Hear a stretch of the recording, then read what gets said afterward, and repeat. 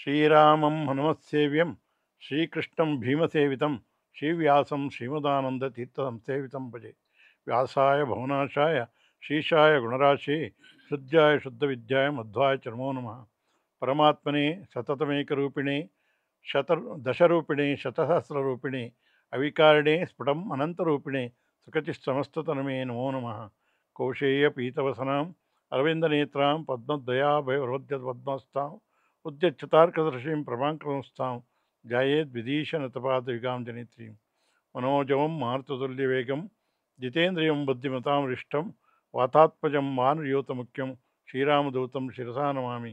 ಅಭ್ರಮಂ ಭಂಗರಹಿತಂ ಅಜಡಂ ವಿಮಲಂ ಸದಾ ಆನಂದತೀರ್ಥಮತಲಂ ಭಜೇತ್ತಾಪತ್ರಯಾಪಹಂ.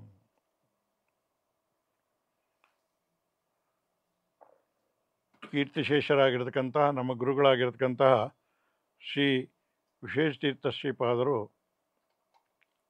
ಸುಮಾರು 70 ವರ್ಷಗಳ ಹಿಂದೆ ಬೆಂಗಳೂರಿನಲ್ಲಿ ಮಾಧ್ವ ತತ್ವಜ್ಞಾನ ಪ್ರಸಾರಕ್ಕೋಸ್ಕರ ಪೂರ್ಣಪ್ರಜ್ಞ ವಿದ್ಯಾಪೀಠ ಎಂಬಂತಹ ಒಂದು ಸಂಸ್ಥೆಯನ್ನು ಅವರು ಆರಂಭಿಸಿದರು. ಈ ಸಂಸ್ಥೆಯಲ್ಲಿ ಈ 70 ವರ್ಷಗಳಲ್ಲಿ ಅನೇಕ ಜನರು 12 ವರ್ಷ ಅಲ್ಲಿ ಶಾಸ್ತ್ರಗಳನ್ನು ಅಧ್ಯಯನ ಮಾಡಿ ಪಂಡಿತರಾಗಿ ಪುರೋಹಿತರಾಗಿ ಬೇರೆ ಬೇರೆ ದೇಶದ ಬೇರೆ ಬೇರೆ ಕಡೆಗಳಲ್ಲಿ ಮಾತ ತತ್ವಜ್ಞಾನವನ್ನು ಪ್ರಸಾರ ಮಾಡ್ತಾ ಇದ್ದಾರೆ. ನಾವೆಲ್ಲರೂ ಅವರ ಶಿಷ್ಯರಾಗಿರ್ತಕ್ಕಂತಹ ಅಲ್ಲಿ ಅಧ್ಯಯನ ಮಾಡಿರ್ತಕ್ಕಂಥವರೆಲ್ಲರೂ ಮಾತ ತತ್ವಜ್ಞಾನವನ್ನು ಪ್ರಸಾರ ಮಾಡಬೇಕೆಂಬ ದೃಷ್ಟಿಯಿಂದ ಪೂರ್ಣಪ್ರಜ್ಞ ವಿದ್ಯಾಪೀಠ ಪ್ರಾಕ್ತನ ವಿದ್ಯಾರ್ಥಿ ಸಂಘ ಎಂಬುದಾಗಿ ಒಂದು ಸಂಘವನ್ನು ಕಟ್ಟಿಕೊಂಡಿದ್ದೇವೆ. ಇದರ ಉದ್ದೇಶಗಳು ಬಹಳವೇ, ಆದರೆ ಅದರಲ್ಲಿ ಮುಖ್ಯವಾಗಿ 2 ಉದ್ದೇಶವನ್ನು ನಾವೀಗ ಆರಂಭಿಸಿದ್ದೇವೆ. ಮೊದಲನೇದಾಗಿ ಪುಸ್ತಕ ಪ್ರಕಾಶನ. ಯಾವುದಾದ್ರೂ ಒಬ್ಬ ಪಂಡಿತರಿಗೆ ಒಂದು ವಿಷಯವನ್ನು ಕೊಟ್ಟು ಅದರ ಬಗ್ಗೆ 40 ರಿಂದ 60 ಪೇಜಿನವರೆಗೆ ಅವರು ಬರೆದು ಕೊಟ್ಟರೆ ಅದನ್ನು ನಾವು ಪ್ರಕಟಗೊಳಿಸ್ತಾ ಇದ್ದೇವೆ. ಈ ಪುಸ್ತಕವನ್ನು ಪ್ರಕಟಗೊಳಿಸಲಿಕ್ಕೆ ನಮಗೆ 25 ರಿಂದ 30 ಸಾವಿರ ರೂಪಾಯಿವರೆಗೆ ಖರ್ಚಾಗ್ತಾ ಇದೆ. ಅದಕ್ಕೆ ಯಾರಾದರೂ ನೀವು ಸಹಾಯ ಮಾಡಿದರೆ ನಿಮ್ಮ ಹೆಸರಿನಲ್ಲಿ ನಾವು ಆ ಪುಸ್ತಕವನ್ನು ಪ್ರಕಟಗೊಳಿಸ್ತಾ ಇದ್ದೇವೆ. ಇನ್ನೊಂದು ಉಪನ್ಯಾಸ ಮಾಲಿಕೆಗಳು. ನಮ್ಮ ಮಾಧ್ವ ತತ್ವಜ್ಞಾನವನ್ನು ಶ್ರೀಮಂತಗೊಳಿಸಲಿಕ್ಕೆ ಅನೇಕ ಜನ ಅಪರೋಕ್ಷ ಜ್ಞಾನಿಗಳು ಯತಿಗಳಾಗಿ ಪಂಡಿತರಾಗಿ ಅವರು ಇಲ್ಲಿ ಕೆಲವರು ಅವತಾರ ಮಾಡಿ ಕೆಲವರು ಹುಟ್ಟಿ ಸಂಸ್ಕೃತ ಸಾಹಿತ್ಯವನ್ನು ಮಾಧ್ವ ತತ್ವಜ್ಞಾನವನ್ನು ಶ್ರೀಮಂತಗೊಳಿಸಿದ್ದಾರೆ. ಅವರ ಬಗ್ಗೆ ಅಥವಾ ಹಬ್ಬ ಹರಿದಿನಗಳ ಬಗ್ಗೆ ಅಥವಾ ವಿಶೇಷ ವಿಷಯಗಳ ಬಗ್ಗೆ ನಮ್ಮಲ್ಲಿರ್ತಕ್ಕಂತಹ ಪಂಡಿತರಿಂದ ಉಪನ್ಯಾಸವನ್ನು ನಾವು ಆರಂಭ ಮಾಡಿಸ್ತಾ ಇದ್ದೇವೆ. ಇದಕ್ಕೆ ಯಾರಾದರೂ 2,000 ರೂಪಾಯಿಯನ್ನು ಕೊಟ್ಟರೆ ಅವರ ಹೆಸರಿನಲ್ಲಿ ಆ ಒಂದು ದಿವಸ ಉಪನ್ಯಾಸವನ್ನು ನಾವು ಪ್ರಸಾರ ಮಾಡ್ತಾ ಇದ್ದೇವೆ. ಇವತ್ತು ನಾವು ಆರಿಸಿಕೊಂಡಿರತಕ್ಕಂಥ ವಿಷಯ ಉಪಕರ್ಮ ಎಂಬುದಾಗಿ. ಇದರ ಬಗ್ಗೆ ನಮ್ಮ ವಿದ್ಯಾಪೀಠದಲ್ಲಿ 12 ವರ್ಷ ವಿಶೇಷವಾಗಿ ಅಧ್ಯಯನ ಮಾಡಿರತಕ್ಕಂತಹ ತರುಣ ವಿದ್ವಾಂಸರು, ಒಳ್ಳೆಯ ಪ್ರವಚನಕಾರರು, ಒಳ್ಳೆಯ ಚಿಂತಕರು ಅಷ್ಟು ಅಲ್ಲ, ಈಗ ಬಹಳಷ್ಟು ಜನಮನಗಳಲ್ಲಿ ತಮ್ಮ ಉಪನ್ಯಾಸಗಳಿಂದ ಪ್ರಸಿದ್ಧರಾಗಿರತಕ್ಕಂತಹ ಶ್ರೀ ಕೃಷ್ಣರಾಜ ಕುತ್ಪಾಡಿ ಎಂಬವರು ಈ ಉಪಕರ್ಮದ ಬಗ್ಗೆ, ನಾವು ಯಾಕೆ ಉಪಕರ್ಮವನ್ನು ಮಾಡಿಕೊಳ್ಬೇಕು, ಯಾವಾಗ ಮಾಡಿಕೊಳ್ಬೇಕು, ಅದರಿಂದ ಏನು ನಮಗೆ ಅನುಕೂಲಗಳು, ಮಾಡಲೇಬೇಕು ಇತ್ಯಾದಿ ಬಹಳಷ್ಟು ಸಂಶಯಗಳಿದೆ. ಉಪನಯನ ಮಾಡಿಸಿಕೊಂಡ್ರೆ ಸಾಕಲ್ಲ, ಉಪಕರ್ಮ ಯಾಕೆ ಎಂಬುದಾಗಿಯೂ ಕೆಲವರಲ್ಲಿ ಆಕ್ಷೇಪಗಳಿವೆ. ಇದೆಲ್ಲದಕ್ಕೂ ಕೂಡ ಸೂಕ್ತ ಪರಿಹಾರ ಕೊಡ್ತಾ ತಮ್ಮ ಆ ಚಿಂತನೆಯನ್ನು ಅವರು ಮುಂದುವರಿಸಲಿಕ್ಕಿದ್ದಾರೆ. ಅವರಲ್ಲಿ ನಾನು ಉಪಕರ್ಮದ ಬಗ್ಗೆ ಮಾತಾಡಬೇಕು ಎಂಬುದಾಗಿ ನಾನು ವಿನಂತಿಸಿಕೊಳ್ತಾ ಇದ್ದೇನೆ. ಓಂ ವ್ಯಾಖ್ಯಾಮುದ್ರಾಂ ಕರಸರಸಿಜೈಃ ಪುಸ್ತಕಂ ಶಂಖಚಕ್ರೆ ಬಿಭ್ರದ್ಭಿನ್ನಸ್ಫಟಿಕರುಚಿರೆ ಪುಂಡರೀಕೆ ನಿಷಣ್ಣಃ ಅಮ್ಲಾನಶ್ರೀರಮೃತವಿಶಧೇರಂಶುಭಿಃ ಪ್ಲಾವಯನ್ಮಾಂ ಆವಿರ್ಭೂಯಾದನಘಮಹಿಮಾ ಮಾನಸೇ ವಾಗಧೀಶಃ ರಮಾಪತಿಂ ಪೂರ್ಣಗುಣಂ ಮುಕುಂದಂ ವ್ಯಾಸಂಚ ವಿಜ್ಞಾನಸಹಸ್ರಭಾನುಂ ಪೂರ್ಣಪ್ರಬೋಧಂಚ ಸುತತ್ವದೀಪಂ ಕ್ರಮಾದ್ಗುರುಂಶ್ಚ ಪ್ರಣಮಾಮಿ ಮೂರ್ಧ್ನಾ. ಸರ್ವೇಂದ್ರಿಯಾಭಿಮಾನಿಸ್ಥ ಮುಖ್ಯಪ್ರಾಣಸ್ಥ ವಿಷ್ಣುನಾ ಪ್ರೇರಿತ ಶ್ರೀಶತುಷ್ಟ್ಯರ್ಥಂ ಕರಿಷ್ಯೇ ಕರ್ಮ ಚಾಖಿಲಂ. ಶ್ರೀ ಗುರುಭ್ಯೋ ನಮಃ. ಸ್ವಸ್ತ್ಯಸ್ತು ಸತಾಂ. ಹರಿ ಓಂ. ಪ್ರಾತಸ್ಮರಣೀಯರಾದ ಶ್ರೀ ವಿಶ್ವೇಶತೀರ್ಥ ಗುರುಗಳ ದಾರಿಯನ್ನ ಕ್ರಮಿಸಲಿಕ್ಕೆ ಹಲವು ರೀತಿಯಲ್ಲಿ ಪ್ರಯತ್ನಿಸಿದರೂ ಅದು ಮುಗಿಯದ್ದು. ಅವರು ಹಾಕಿಕೊಟ್ಟ ದಾರಿ ಹಲವರಿಗೆ ಹಲವು ರೀತಿಯಲ್ಲಿ ಪ್ರಚೋದನೆಯನ್ನು ನೀಡುವಂಥದ್ದು. ಅದರಲ್ಲಿ ಒಂದು ಮುಖದಲ್ಲಿ ಅವರು ಬಹಳ ಶ್ರಮಪಟ್ಟು ಸಮಾಜಕ್ಕೆ ತತ್ವಜ್ಞಾನದ ಚಿಂತನೆಯನ್ನು ಮುಟ್ಟಿಸಿದ್ದು ಉಪನ್ಯಾಸದ ಮಾಲಿಕೆಗಳ ಮೂಲಕ ಮಾಡಿಸ್ತಿದ್ರು, ತಾವು ಸ್ವತಃ ಮಾಡ್ತಿದ್ರು. ಅದೇ ಒಂದು ದಾರಿಯನ್ನ ವಿದ್ಯಾರ್ಥಿ ಸಂಘ, ಪ್ರಾಕ್ತನ ವಿದ್ಯಾರ್ಥಿ ಸಂಘದ ದ್ವಾರ ನಡೆಯುವ ಈ ಉಪನ್ಯಾಸದ ಮಾಲಿಕೆಯಲ್ಲಿ ಉಪಕರ್ಮದ ಕುರಿತಾದಿ ಸಾಧ್ಯವಿದ್ದಷ್ಟು ವಿಷಯಗಳನ್ನು ನಾವು ಗ್ರಹಿಸುವ ಪ್ರಯತ್ನ ಮಾಡೋಣ. ಉಪಕರ್ಮ ಅನ್ನುವ ಶಬ್ದ ಹೇಳುವುದರ ಜೊತೆಗೆ ಇನ್ನೊಂದು ಪದ ಸೇರ್ಕೊಳ್ಳುವಂಥದ್ದು ಉತ್ಸರ್ಜನ ಅಂತ. ಯಾಕೆಂದ್ರೆ ಇವತ್ತಿನ ಭಾಷೆಯಲ್ಲಿ ಹೇಳುವುದಾದ್ರೆ ನಮ್ಮಲ್ಲಿ ಶಿಕ್ಷಣ ತಜ್ಞರಲ್ಲಿ ಇವತ್ತೊಂದು ಹೊಸ ಕಾನ್ಸೆಪ್ಟ್ ಬೆಳೆದಿದೆ, ಲರ್ನಿಂಗ್, ಅನ್ಲರ್ನಿಂಗ್ ಆ್ಯಂಡ್ ರೀಲರ್ನಿಂಗ್ ಅಂತ. ಮೊದಲು ಓದಬೇಕು, ಓದಿದ ಮೇಲೆ ಆ ಮುಖದಲ್ಲಿ ಅದರ ಅರ್ಥವನ್ನು ಬಿಡಬೇಕು, ಮತ್ತೊಮ್ಮೆ ಓದಬೇಕು, ಆಗ ಹೊಸ ದೃಷ್ಟಿಕೋನದಿಂದ ಅದನ್ನು ಅಧ್ಯಯನ ಮಾಡಲಿಕ್ಕೆ ಸಾಧ್ಯ ಆಗುತ್ತೆ ಅಂತ. ಅದರಲ್ಲಿ ಅನ್ಲರ್ನ್ ಮಾಡುವಾಗ ಇನ್ನೊಂದು ಸಂಗತಿಯನ್ನು ಅವ್ರು ಹೇಳೋದು ಏನು ಅಂದರೆ, ಯಾವುದು ಅನಗತ್ಯವೋ ಅಂದರೆ ಪ್ರಯೋಜನ ರಹಿತವೋ ಅಥವಾ ಅಪ್ಡೇಟ್ ಆಗಬೇಕಾಗತ್ತೆ ಕೆಲವು ಕಾಲದಲ್ಲಿ, ಅಂಥದ್ದನ್ನು ಔಟ್ಡೇಟೆಡ್ ಆದ್ದನ್ನು ಬಿಟ್ಟು ಅಪ್ಡೇಟ್ ಆಗುವುದು ಅನ್ನುವುದು ಅನ್ಲರ್ನ್ ಮತ್ತು ರೀಲರ್ನ್ ಅನ್ನೋದರ ಹಿನ್ನೆಲೆಯಲ್ಲಿರುವ ಶಬ್ದ. ಇದು ಈಗ ಅಂಚೆ ಕಚೇರಿಯಲ್ಲಿ ಠಸ್ಸೆ ಹಾಕುವುದು ಅಂತಿರುತ್ತೆ, ಅಲ್ಲಿ ಅನ್ಲರ್ನ್ ಮಾಡಿ ಮತ್ತೆ ಹೊಸ ಲರ್ನ್ ಮಾಡೋದು ಎಂಥದ್ದು ಇರುವುದಿಲ್ಲ, ಅದು ಯಂತ್ರದ ರೀತಿಯಲ್ಲಿ ಮುಗಿದೋಗುತ್ತೆ. ಆದರೆ ಬೌದ್ಧಿಕವಾಗಿ ಹೊಸತಕ್ಕೆ ನಾವು ತೆರೆದುಕೊಳ್ಬೇಕು ಅಂತ ಬಂದಾಗ ಈ ಪ್ರಕ್ರಿಯೆ ಅಂತ ಅನ್ನೋದು ಶಾಸ್ತ್ರಗಳಲ್ಲಿ ಏನು ಹೇಳಿದ್ದಾರೋ ಅದನ್ನು ಇವತ್ತಿನ ಭಾಷೆಯಲ್ಲಿ ಅವ್ರು ಹೇಳ್ತಿದ್ದಾರೆ. ನಾವು ಇವತ್ತು ಮಾತನಾಡಲಿಕ್ಕೆ ಇರುವಂತಹ ಸಬ್ಜೆಕ್ಟ್ ಟಾಪಿಕ್ ಕೂಡ ಅದೇ ಅಭಿಪ್ರಾಯವನ್ನು ಹೇಳ್ತಾ ಇರೋದು. ಉಪನಯನ ಆಗಿ ನೂತನ ಉಪಕರ್ಮ ಆಗುವ ಸಂದರ್ಭದಲ್ಲಿ ಅವನಿಗೆ ಮೊದಲು ಅಧ್ಯಯನ. ನೂತನ ಉಪಕರ್ಮ ಆದಮೇಲೆ ಅಂದರೆ 1 ವರ್ಷ ಅವನಿಗೆ ಉತ್ಸರ್ಜನೆ ಇಲ್ಲ. ಉಪಕರ್ಮವೇ ಫಸ್ಟ್ ಆದಮೇಲೆ ಮತ್ತೆ ಮುಂದಿನ ಸರ್ತಿಗೆ ಉತ್ಸರ್ಜನೆ ಬರುತ್ತೆ. ಆ ಅಧ್ಯಯನ ಮಾಡಿದ ಮೇಲೆ ಆ ಮುಖದಿಂದ ಅದರ ಅಧ್ಯಯನವನ್ನು ಬಿಟ್ಟು ಮತ್ತೊಂದು ರೀತಿಯಿಂದ, ಹಾಗಂದ್ರೆ ಏನು ಅಂತ ನಮಗೆ ಗೊತ್ತಾಗುವುದಿಲ್ಲ. ಅಧ್ಯಯನಕ್ಕೆ ಟೆಕ್ಸ್ಟ್ ಬುಕ್ಗಳು ಬದಲಾಗುವುದಿಲ್ಲ. ನಾವು ಇವತ್ತು ಶಾಲೆಗಳಲ್ಲಿ, ಕಾಲೇಜುಗಳಲ್ಲಿ ಒಂದೊಂದು ತರಗತಿಗೆ ಒಂದೊಂದು ಹೊಸ ಪಠ್ಯಗಳನ್ನು ಹೇಳುವುದಿದೆ. ಆದರೆ ಶಾಸ್ತ್ರೀಯ ಪಠ್ಯಭಾಗದಲ್ಲಿ ಪ್ರಧಾನವಾದದ್ದು ವೇದ, ಅದಕ್ಕೆ ಉಪಾಂಗಗಳಾಗಿ ಇನ್ನೂ ಅನೇಕ ಸಂಗತಿಗಳು ಸೇರಿಕೊಳ್ಳುತ್ತವೆ. ಪ್ರಧಾನವಾದ ವೇದದ ಅಧ್ಯಯನ ಮಾಡುವಾಗ ಮೊದಲು ಕೇವಲ ಅದನ್ನು ಸಂಹಿತಾ ಪಾಠ, ಅದು ತಪ್ಪಾಗದಂತೆ ಕ್ರಮ, ಘನ, ಜಟ ಇತ್ಯಾದಿಗಳು, ಅದನ್ನು ಮತ್ತೆ ಅಂಗಗಳಿಂದ ಕೂಡಿದ್ದಾಗಿ, ಅಂದರೆ ಇಷ್ಟು ಅಧ್ಯಯನ ಮುಗಿದ ಮೇಲೆ ಅದು ಕಂಠಸ್ಥೀಕರಣಗೊಂಡಿದೆ, ಅದರ ಸಂಬಂಧದ ಶಬ್ದಗಳು ಹಿಂದೆ ಮುಂದೆ ಏನೇ ತಪ್ಪಿಸಿ ಹೇಳಿದರೂ ಕೂಡ ಇಲ್ಲ, ಇದು ಹೀಗೆ ಇದೇ ಸ್ವರದಲ್ಲಿ, ಅದು ಆದ್ಯೋದಾತ್ತವೋ ಅಂತ್ಯೋದಾತ್ತವೋ ಮಧ್ಯೋದಾತ್ತವೋ ಅಂತ ಅವನು ಎಲ್ಲಿ ಕೇಳಿದ್ರು ಹೇಳಲಿಕ್ಕೆ ಬರುತ್ತೆ ಅಂತ ಆದಾಗ, ಆ ಉದಾತ್ತಗಳಾದಾಗ ಅಂದರೆ ಆದ್ಯುದಾತ್ತ ಆದರೆ ಏನದು, ಯಾವ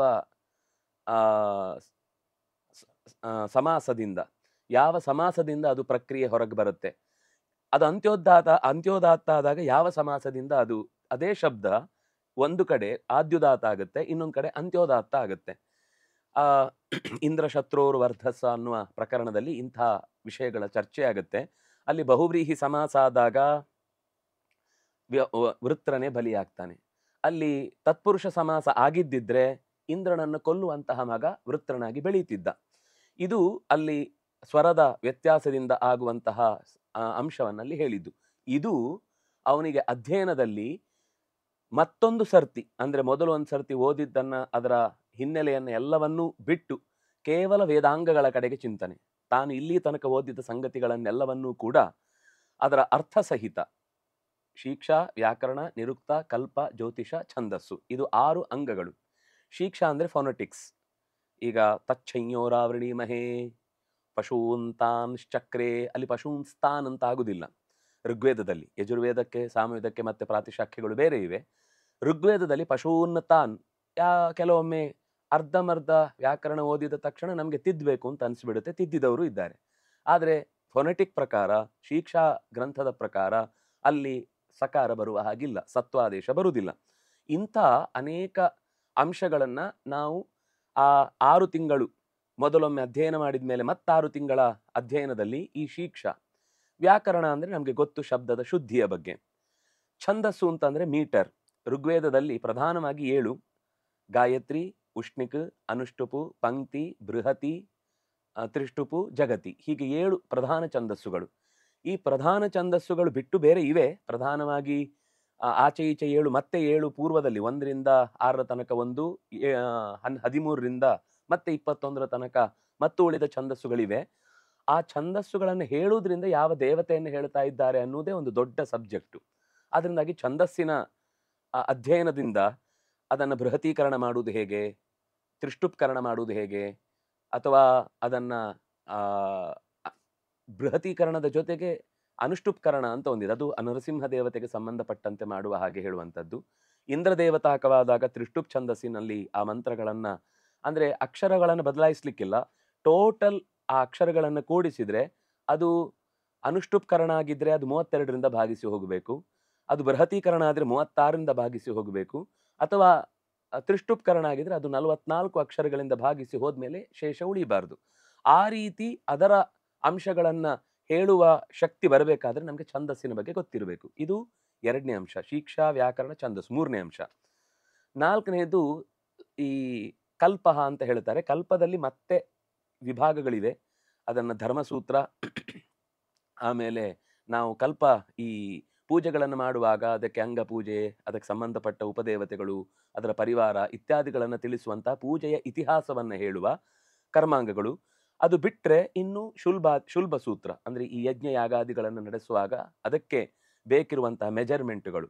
ಅಂದರೆ ಯಾಗಶಾಲೆಗೋಸ್ಕರ ಮನೆ ಇರುವುದು. ನಾವಿವತ್ತು ಮನೆಗೆ ವಾಸ್ತು ಅಂತ ಕಲ್ಪಿಸ್ತಾ ಇದ್ದೇವೆ. ಮುಖ್ಯವಾಗಿ ಅದು ಯಾಗಶಾಲೆ ಮಾಡುವಾಗ ಅಲ್ಲೊಂದು ಯಜಮಾನನಿಗೆ ಶಾಲೆ ಬೇಕು, ಅದನ್ನು ಕೂಡ ಕಟ್ಟುವ ದೃಷ್ಟಿಯಿಂದ ವಾಸ್ತು. ಈ ಅಂಶವನ್ನು ಅದು ನಮಗೆ ಕಲ್ಪ ಭಾಗ ಹೇಳುತ್ತೆ. ಇನ್ನು 2 ಉಳಿದದ್ದು, ಒಂದು ಜ್ಯೋತಿಷ, ಇನ್ನೊಂದು ನಿರುಕ್ತ. ನಿರುಕ್ತ ಅಂತನ್ನುವಂಥದ್ದು ನಾವು ವ್ಯಾಕರಣದ ಮೂಲಕ ಶಬ್ದ ಸಾಧುತ್ವವನ್ನು ಸಮರ್ಥಿಸಿದರೂ ಕೂಡ ವಿದ್ವದ್ರೂಢಿ, ಯೋಗರೂಢಿ, ವಿದ್ವದ್ಯೋಗರೂಢಿ, ಮಹಾಯೋಗರೂಢಿ ಇತ್ಯಾದಿಗಳೆಲ್ಲ ಅದು ಶಾಸ್ತ್ರದಲ್ಲಿ ಬಹಳ ಅಗತ್ಯ ಇರುವಂತಹ ವಿಷಯಗಳು. ಅದು ಪದದಿಂದ ಬಿಡಿಸಿ ಬಂದರೆ ಏನು ಅರ್ಥವನ್ನು ಕೊಡುತ್ತೆ. ಸಂಸ್ಕೃತ ಅನ್ನುವ ಶಬ್ದ ಅದು ಸಮ್ಯಕ್ ಸಂಸ್ಕಾರಯುಕ್ತವಾದದ್ದು ಅಂತ ಅರ್ಥ.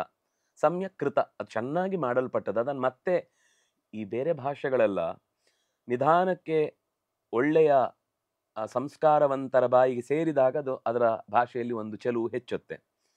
ನಾವು ಲೋಕದಲ್ಲಿ ಅಂತಹ ಭಾಷೆಗಳ ಬೆಳವಣಿಗೆಗೆ ಬಗ್ಗೆನೇ ಒಂದು ದೊಡ್ಡ ಅಧ್ಯಯನದ ಪರಂಪರೆ ಇದೆ. ಅದು ಬಿಟ್ಟು ನಾವು ಲೋಕದ ಭಾಷೆ ಬಿಟ್ಟು, ಪ್ರಾದೇಶಿಕ ಭಾಷೆಗಳನ್ನು ಬಿಟ್ಟು ಸಂಸ್ಕೃತಕ್ಕೆ ಹಾಗೆ ಗಮನಿಸಿದರೆ ಅದಕ್ಕೆ ಬೆಳವಣಿಗೆ ಆದದ್ದು ಅಂತಿಲ್ಲ. ಅದು ಇರುವುದೇ ಸಂಸ್ಕಾರಯುಕ್ತವಾಗಿ. ಅಂಥ ಸಂಸ್ಕೃತಿಯಿಂದ ಕೂಡಿದ ಪದಗಳು ಹೇರಳವಾಗಿ ಜಗತ್ತಿನಲ್ಲಿ ಎಷ್ಟು ಬೇಕಾದರೂ ಸೃಷ್ಟಿಸ್ಲಿಕ್ಕೂ ಅಗತ್ಯ ಇರುವಂತಹ ವಾತಾವರಣವನ್ನು ಕಲ್ಪಿಸಿಕೊಟ್ಟದ್ದು, ಆ ಸಂಸ್ಕಾರ ಬರಲಿಕ್ಕೆ ಕಾರಣವಾದದ್ದು ಈ ನಿರುಕ್ತಿಯ ಬಲದಿಂದಾಗಿ. ನಿರುಕ್ತಿ ಅಂದರೆ ಎಟಮಾಲಜಿ, ನಿರ್ವಚನ ಶಾಸ್ತ್ರ ಅಂತ ಕರೀತಾರೆ. ಅದನ್ನು ಮಧ್ಯದಲ್ಲಿ ಒಂದು ಕೊಂಡಿಯಾಗಿ ಮತ್ತೆ ನಮಗೆ ವೇದದ ಕಾಲದಿಂದ ನಮ್ಮ ಕಾಲಕ್ಕೆ ಸ್ಪರ್ಶ ಕೊಟ್ಟವನು ಯಾಸ್ಕ ಆಚಾರ್ಯ. ಅದು ಕೂಡ ಅಪರಿಪೂರ್ಣ ಅನ್ನುವ ದೃಷ್ಟಿಯಿಂದ ಆಚಾರ್ಯ ಮಧ್ವರು ಋಗ್ಭಾಷ್ಯದಲ್ಲಿ ಹಾಗೂ ತನ್ನ ಸರ್ವಮೂಲ ಸಮಗ್ರ ಗ್ರಂಥಗಳಲ್ಲಿ ಪದದಿಂದ ಒಡೆದು ಹೇಳಬೇಕಾದ ಅಗತ್ಯ ಮತ್ತು ಅದರಿಂದ ಆಗುವ ಪ್ರಯೋಜನಗಳ ಬಗ್ಗೆ ಅತ್ಯಂತ ವಿಸ್ತಾರವಾಗಿ, ಬಹುಶಃ ಇದೇ ಒಂದು ವಿಷಯವನ್ನು ಇಟ್ಟುಕೊಂಡ್ರೆ ನಾವು 100 ಗಂಟೆಗಳಷ್ಟು ಚರ್ಚಿಸುವ ಸಂಗತಿಗಳನ್ನು ಆಚಾರ್ಯರು ನಿರ್ವಚನ ಶಾಸ್ತ್ರದ ಮೇಲೆ ನೀಡಿದ್ದಾರೆ. ಇದು ವೇದಾಧ್ಯಯನ ಮಾಡುವವನಿಗೆ ಅತ್ಯಂತ ಅಗತ್ಯ. ಇಂದ್ರ ಸೂಕ್ತ ಇಂದ್ರನನ್ನ ಹೇಳುತ್ತೆ ಅಂತ ಹಠ ಮಾಡುವವರಿಗೆ ಇಂದ್ರ ಬರುವ ಮುನ್ನ, ಕಣ್ತೆರೆಯುವ ಮುನ್ನ ಆ ಪದಕ್ಕೆ ಒಂದು ಅರ್ಥ ಇದೆ ಅಂತಂದ್ಮೇಲೆ ಅರ್ಥವಾದ ಇಂದ್ರ ಹುಟ್ಟದ ಮುನ್ನ ಇರುವ ಅರ್ಥ ಯಾವುದು? ಅದು ಇಂದ್ರ ಶಬ್ದ ವಾಚ್ಯವಾದ ಭಗವದ್ ರೂಪ. ಯಾಕೆಂದ್ರೆ ಇದಿ ಪರಮೈಶ್ವರ್ಯ ಅನ್ನುವ ಅರ್ಥ ಇಂದ್ರನಿಗೆ ಮತ್ತೆ ಮತ್ತೆ ದೈತ್ಯರಿಂದ ಅಪಹೃತವಾದ ಸಂಪತ್ತನ್ನ ಒದಗಿಸಿಕೊಡುವ ಶಕ್ತಿ ಇಂದ್ರನಾಗಿ ಸ್ವತಃ ಭಗವಂತನೇ ಮೊದಲನೇ ಮನ್ವಂತರದಲ್ಲಿ ಯಜ್ಞನಾಮಕನಾಗಿ ಬಂದು ಸೇರಿದ ಕಥೆಯನ್ನ ಜೋಡಿಸಿಕೊಂಡಾಗ ಇಂದ್ರ ಶಬ್ದದ ಪರಮ ಮುಖ್ಯ ವೃತ್ತಿಯಿಂದ ವಾಚ್ಯವಾದ ವ್ಯಕ್ತಿತ್ವ ಅದು ಭಗವಂತನಲ್ಲಿದೆ ಅನ್ನೋದು ನಿರ್ವಚನದಿಂದ ಗೊತ್ತಾಗುತ್ತೆ. ಅಗ್ನಿ ಅನ್ನೋದಕ್ಕೆ ನಾವು ಅಗ್ನಿ ಅಂತ ಹೇಳಿದ್ರೂ ಕೂಡ ಅಗ್ರ್ಯತ್ವಾತ್ ಅನ್ನುವ ಅರ್ಥದಲ್ಲಿ ಕೂಡುವುದಿಲ್ಲ, ಅಗ್ರಣೀತ್ವಾತ್ ಅನ್ನುವ ಅರ್ಥದಲ್ಲಿ ಕೂಡುವುದಿಲ್ಲ.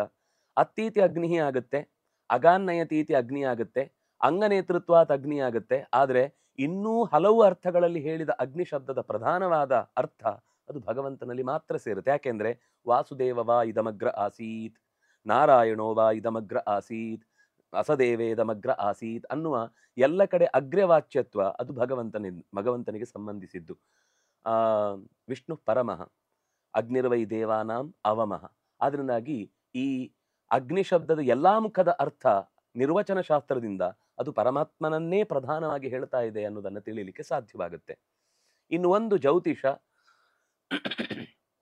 ವೇದ ಮಂತ್ರಗಳನ್ನ ಹೇಳಿದ್ದು ಯಾವ ಕಾಲದಲ್ಲಿ ಬಳಸಬೇಕು, ಆ ಕಾಲವನ್ನು ಗುರುತಿಸುವ ಬಗೆ ಹೇಗೆ. ಈಗ ಸುಮ್ಮನೆ ಲೋಕದ ಉದಾಹರಣೆ ಕೊಡುವುದಾದ್ರೆ ಪುಷ್ಯಾರ್ಕ ಯೋಗ ಅಂತಿದೆ, ಅಥವಾ ಗುರುಪುಷ್ಯ ಯೋಗ ಅಂತಿದೆ.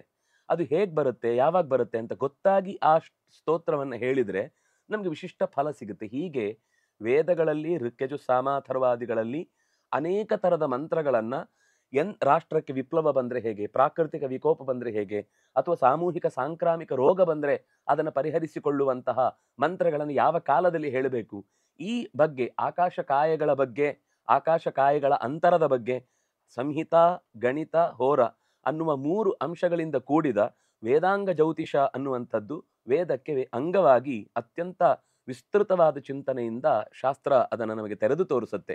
ಈ 2ರ ಅಧ್ಯಯನ ಆಗುವುದಕ್ಕೋಸ್ಕರನೇ ಮೊದಲು ಉತ್ಸರ್ಜನ ಅಂದ್ರೆ ಈ 6 ಅಂಗಗಳನ್ನು ಓದುವುದು.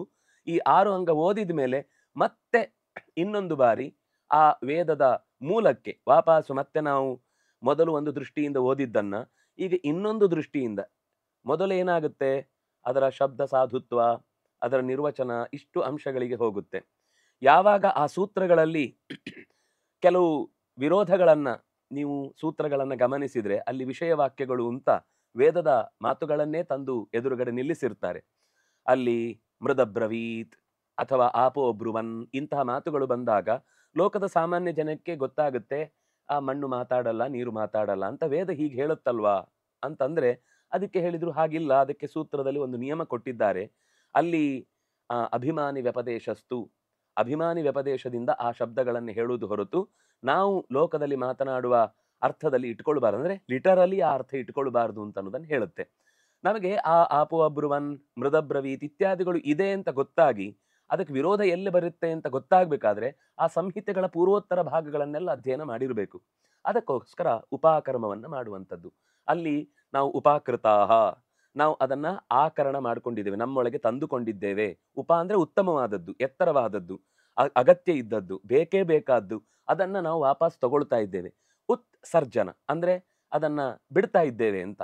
ಈ ಸರ್ಜನ ಶಬ್ದ ನಾವಿವತ್ತು ಕನ್ನಡದಲ್ಲಿ ಸೃಜನ ಅಂತ ಅನ್ನೋ ಶಬ್ದದಲ್ಲಿ ಬಳಸ್ತೇವೆ. ಆದ್ರೆ ಮೂಲತಃ ಆ ಶಬ್ದ ಸರ್ಜನ ಅಂದ್ರೆ ಸೃಷ್ಟಿ ತರುವುದು ಅಂತ ಅರ್ಥ, ಹೊರಕ್ಕೆ ತರುವುದು ಅಂತ ಅರ್ಥ. ಆದ್ರೆ ಇಲ್ಲಿ ಉತ್ಸರ್ಜನ ಅಂದ್ರೆ ನಾವು ಒಳಗೆ ಇಟ್ಟುಕೊಳ್ಳದೆ ಪೂರ್ತಿ ಬಿಟ್ಟು ಬಿಡುವುದು. ಈ ಬಿಟ್ಟು ಬಿಡುವುದು ಅಂತಂದ್ರೆ ಹೊಸ ಅರ್ಥದಲ್ಲಿ ಸ್ವೀಕರಿಸ್ಲಿಕ್ಕೋಸ್ಕರ ಬಿಡುವುದು. ನಾವು ಉತ್ಸರ್ಜನೆ ಇವತ್ತು ಮಾಡಲೇಬೇಕಾಗಿಲ್ಲ ಅನ್ನುವಂತಹ ಒಂದು ವಾತಾವರಣದಲ್ಲಿದೆ, ಯಾಕೆಂದ್ರೆ ಬಿಟ್ಟಾಗಿದೆ ಅನ್ನುವ ದೃಷ್ಟಿಯಿಂದ.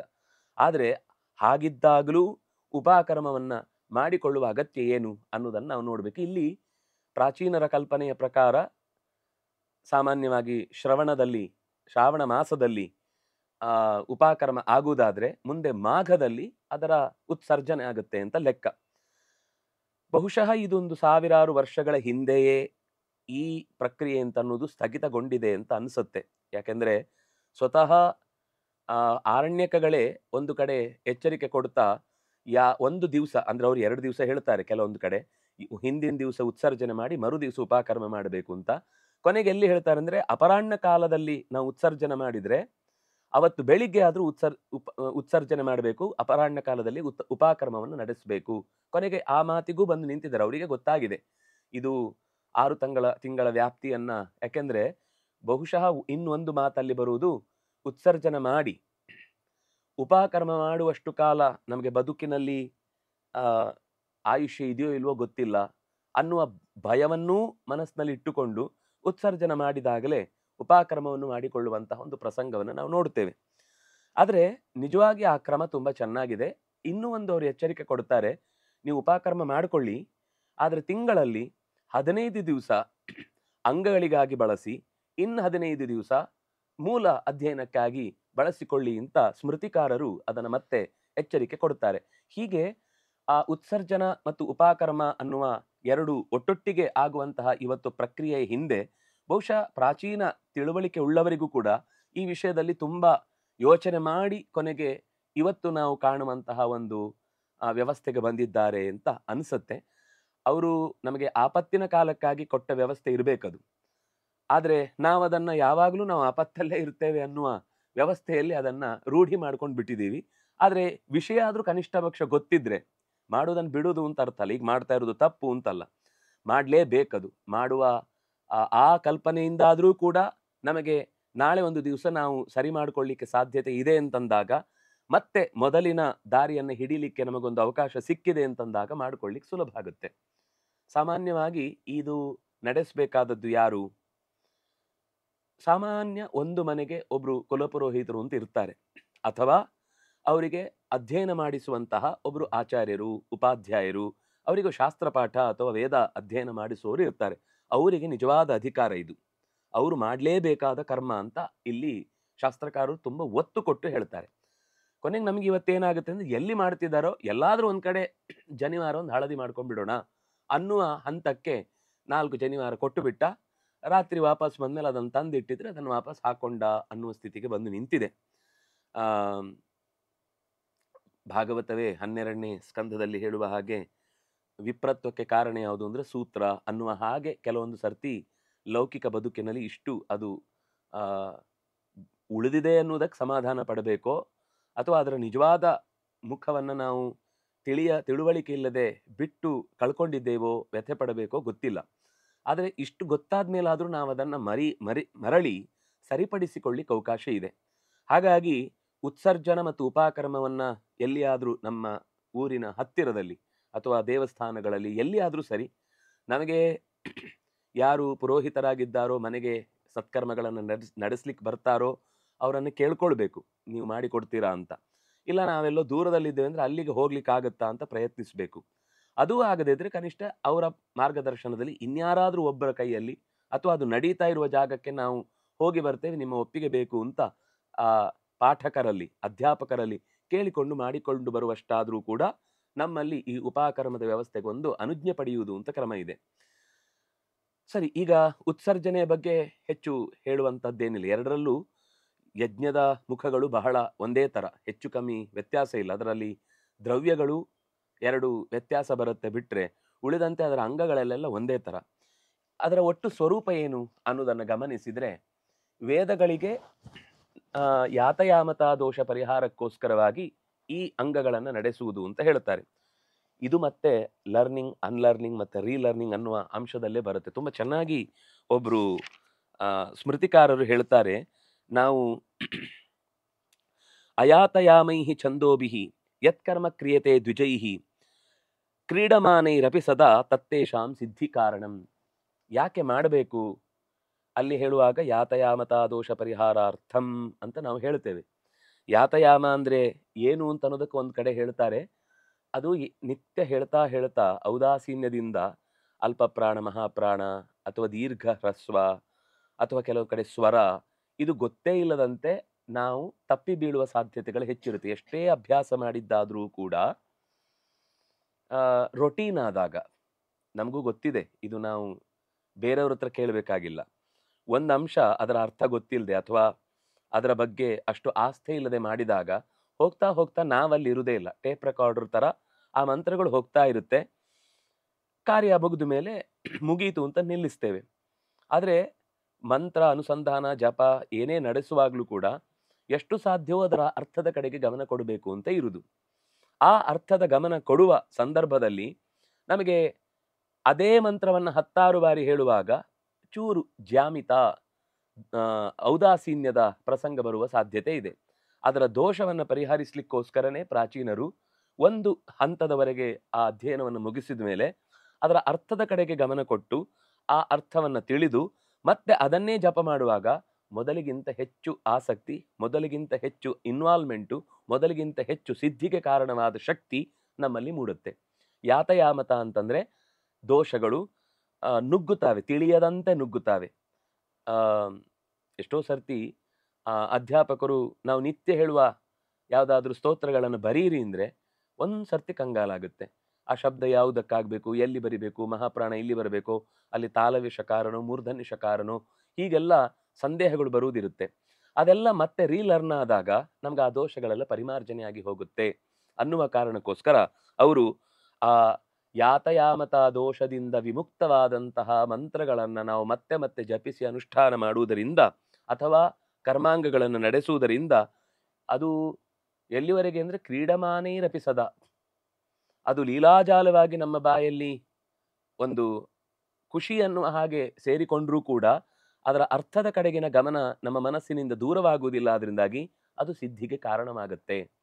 ಸಿದ್ಧಿಗೆ ಕಾರಣ ಆಗುವುದಕ್ಕೋಸ್ಕರನೇ ನಾವು ಆ ಮಂತ್ರಗಳ ಈ ಊಟದಲ್ಲಿ ಅನ್ನ ಅಥವಾ ಪದಾರ್ಥ ಯಾವುದನ್ನೇ 3 ಗಂಟೆಗಳು ದಾಟಿದರೆ ಯಾಮ ಕಳೆಯಿತು ಅಂತಂದ್ರೆ ಅದನ್ನ ಯಾತಯಾಮ ಅಂತ ಕರೀತಾರೆ. ಅಂದ್ರೆ ಒಲೆ ಮೇಲಿಟ್ಟು ಒಲೆ ಉರ್ದು ನಂದಿ ಹೋದ ಮೇಲೆ 3 ಗಂಟೆ. ಅದಕ್ಕೋಸ್ಕರ ಸಾಮಾನ್ಯ ಯಾವಾಗಲೂ ಹಳ್ಳಿಯಲ್ಲೆಲ್ಲ ಒಲೆ ಮೇಲೇನೆ ಇರುತ್ತೆ. ಅದು ಬಿಸಿ ಆರಿದ ಮೇಲೆ 3 ಗಂಟೆ ಹೋಯ್ತು ಅಂದ್ರೆ ಆಮೇಲೆ ಅದರ ಒಳಗಿನ ಕಿಣ್ಮಗಳಲ್ಲಿ ಕೊಳೆಯುವ ಪ್ರಕ್ರಿಯೆ ಅನ್ನೋದು ಶುರುವಾಗುತ್ತೆ. ಬಿಸಿ ಇರುವ ತನಕ ಏನು ಕೆಲಸ ಆಗಲ್ಲ. ಆದರೆ ಮಧ್ಯದಲ್ಲಿ ಒಮ್ಮೆ ಬಿಸಿ ಮಾಡುದು, ಒಮ್ಮೆ ತಣ್ಣಗಾಗುದು, ಹೀಗೆ ಮಾಡಿದ್ರೆ ಅದು ದೋಷ. ಆದರೆ ತಣ್ಣಗೇ ಆಗದಂತೆ ಸ್ವಲ್ಪ ಹೊತ್ತು ಅದು ಒಲೆ ಮೇಲೆ ಇರುತ್ತೆ ಅಂದ್ರೆ ತಕ್ಷಣ ಆ ಪದಾರ್ಥಗಳು ಹಾಳಾಗುವುದಿಲ್ಲ, ಆಹಾರ ಸೇವನೆಗೂ ಯೋಗ್ಯವಾಗಿರುತ್ತೆ.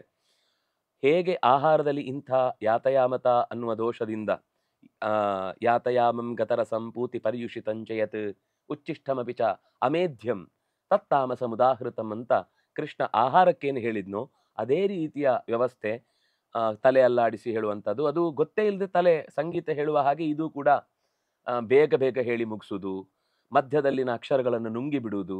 ಎಷ್ಟೋ ಸರ್ತಿ ನಮಗೆ ಹಾಗೆ ಅನಿಸುತ್ತೆ.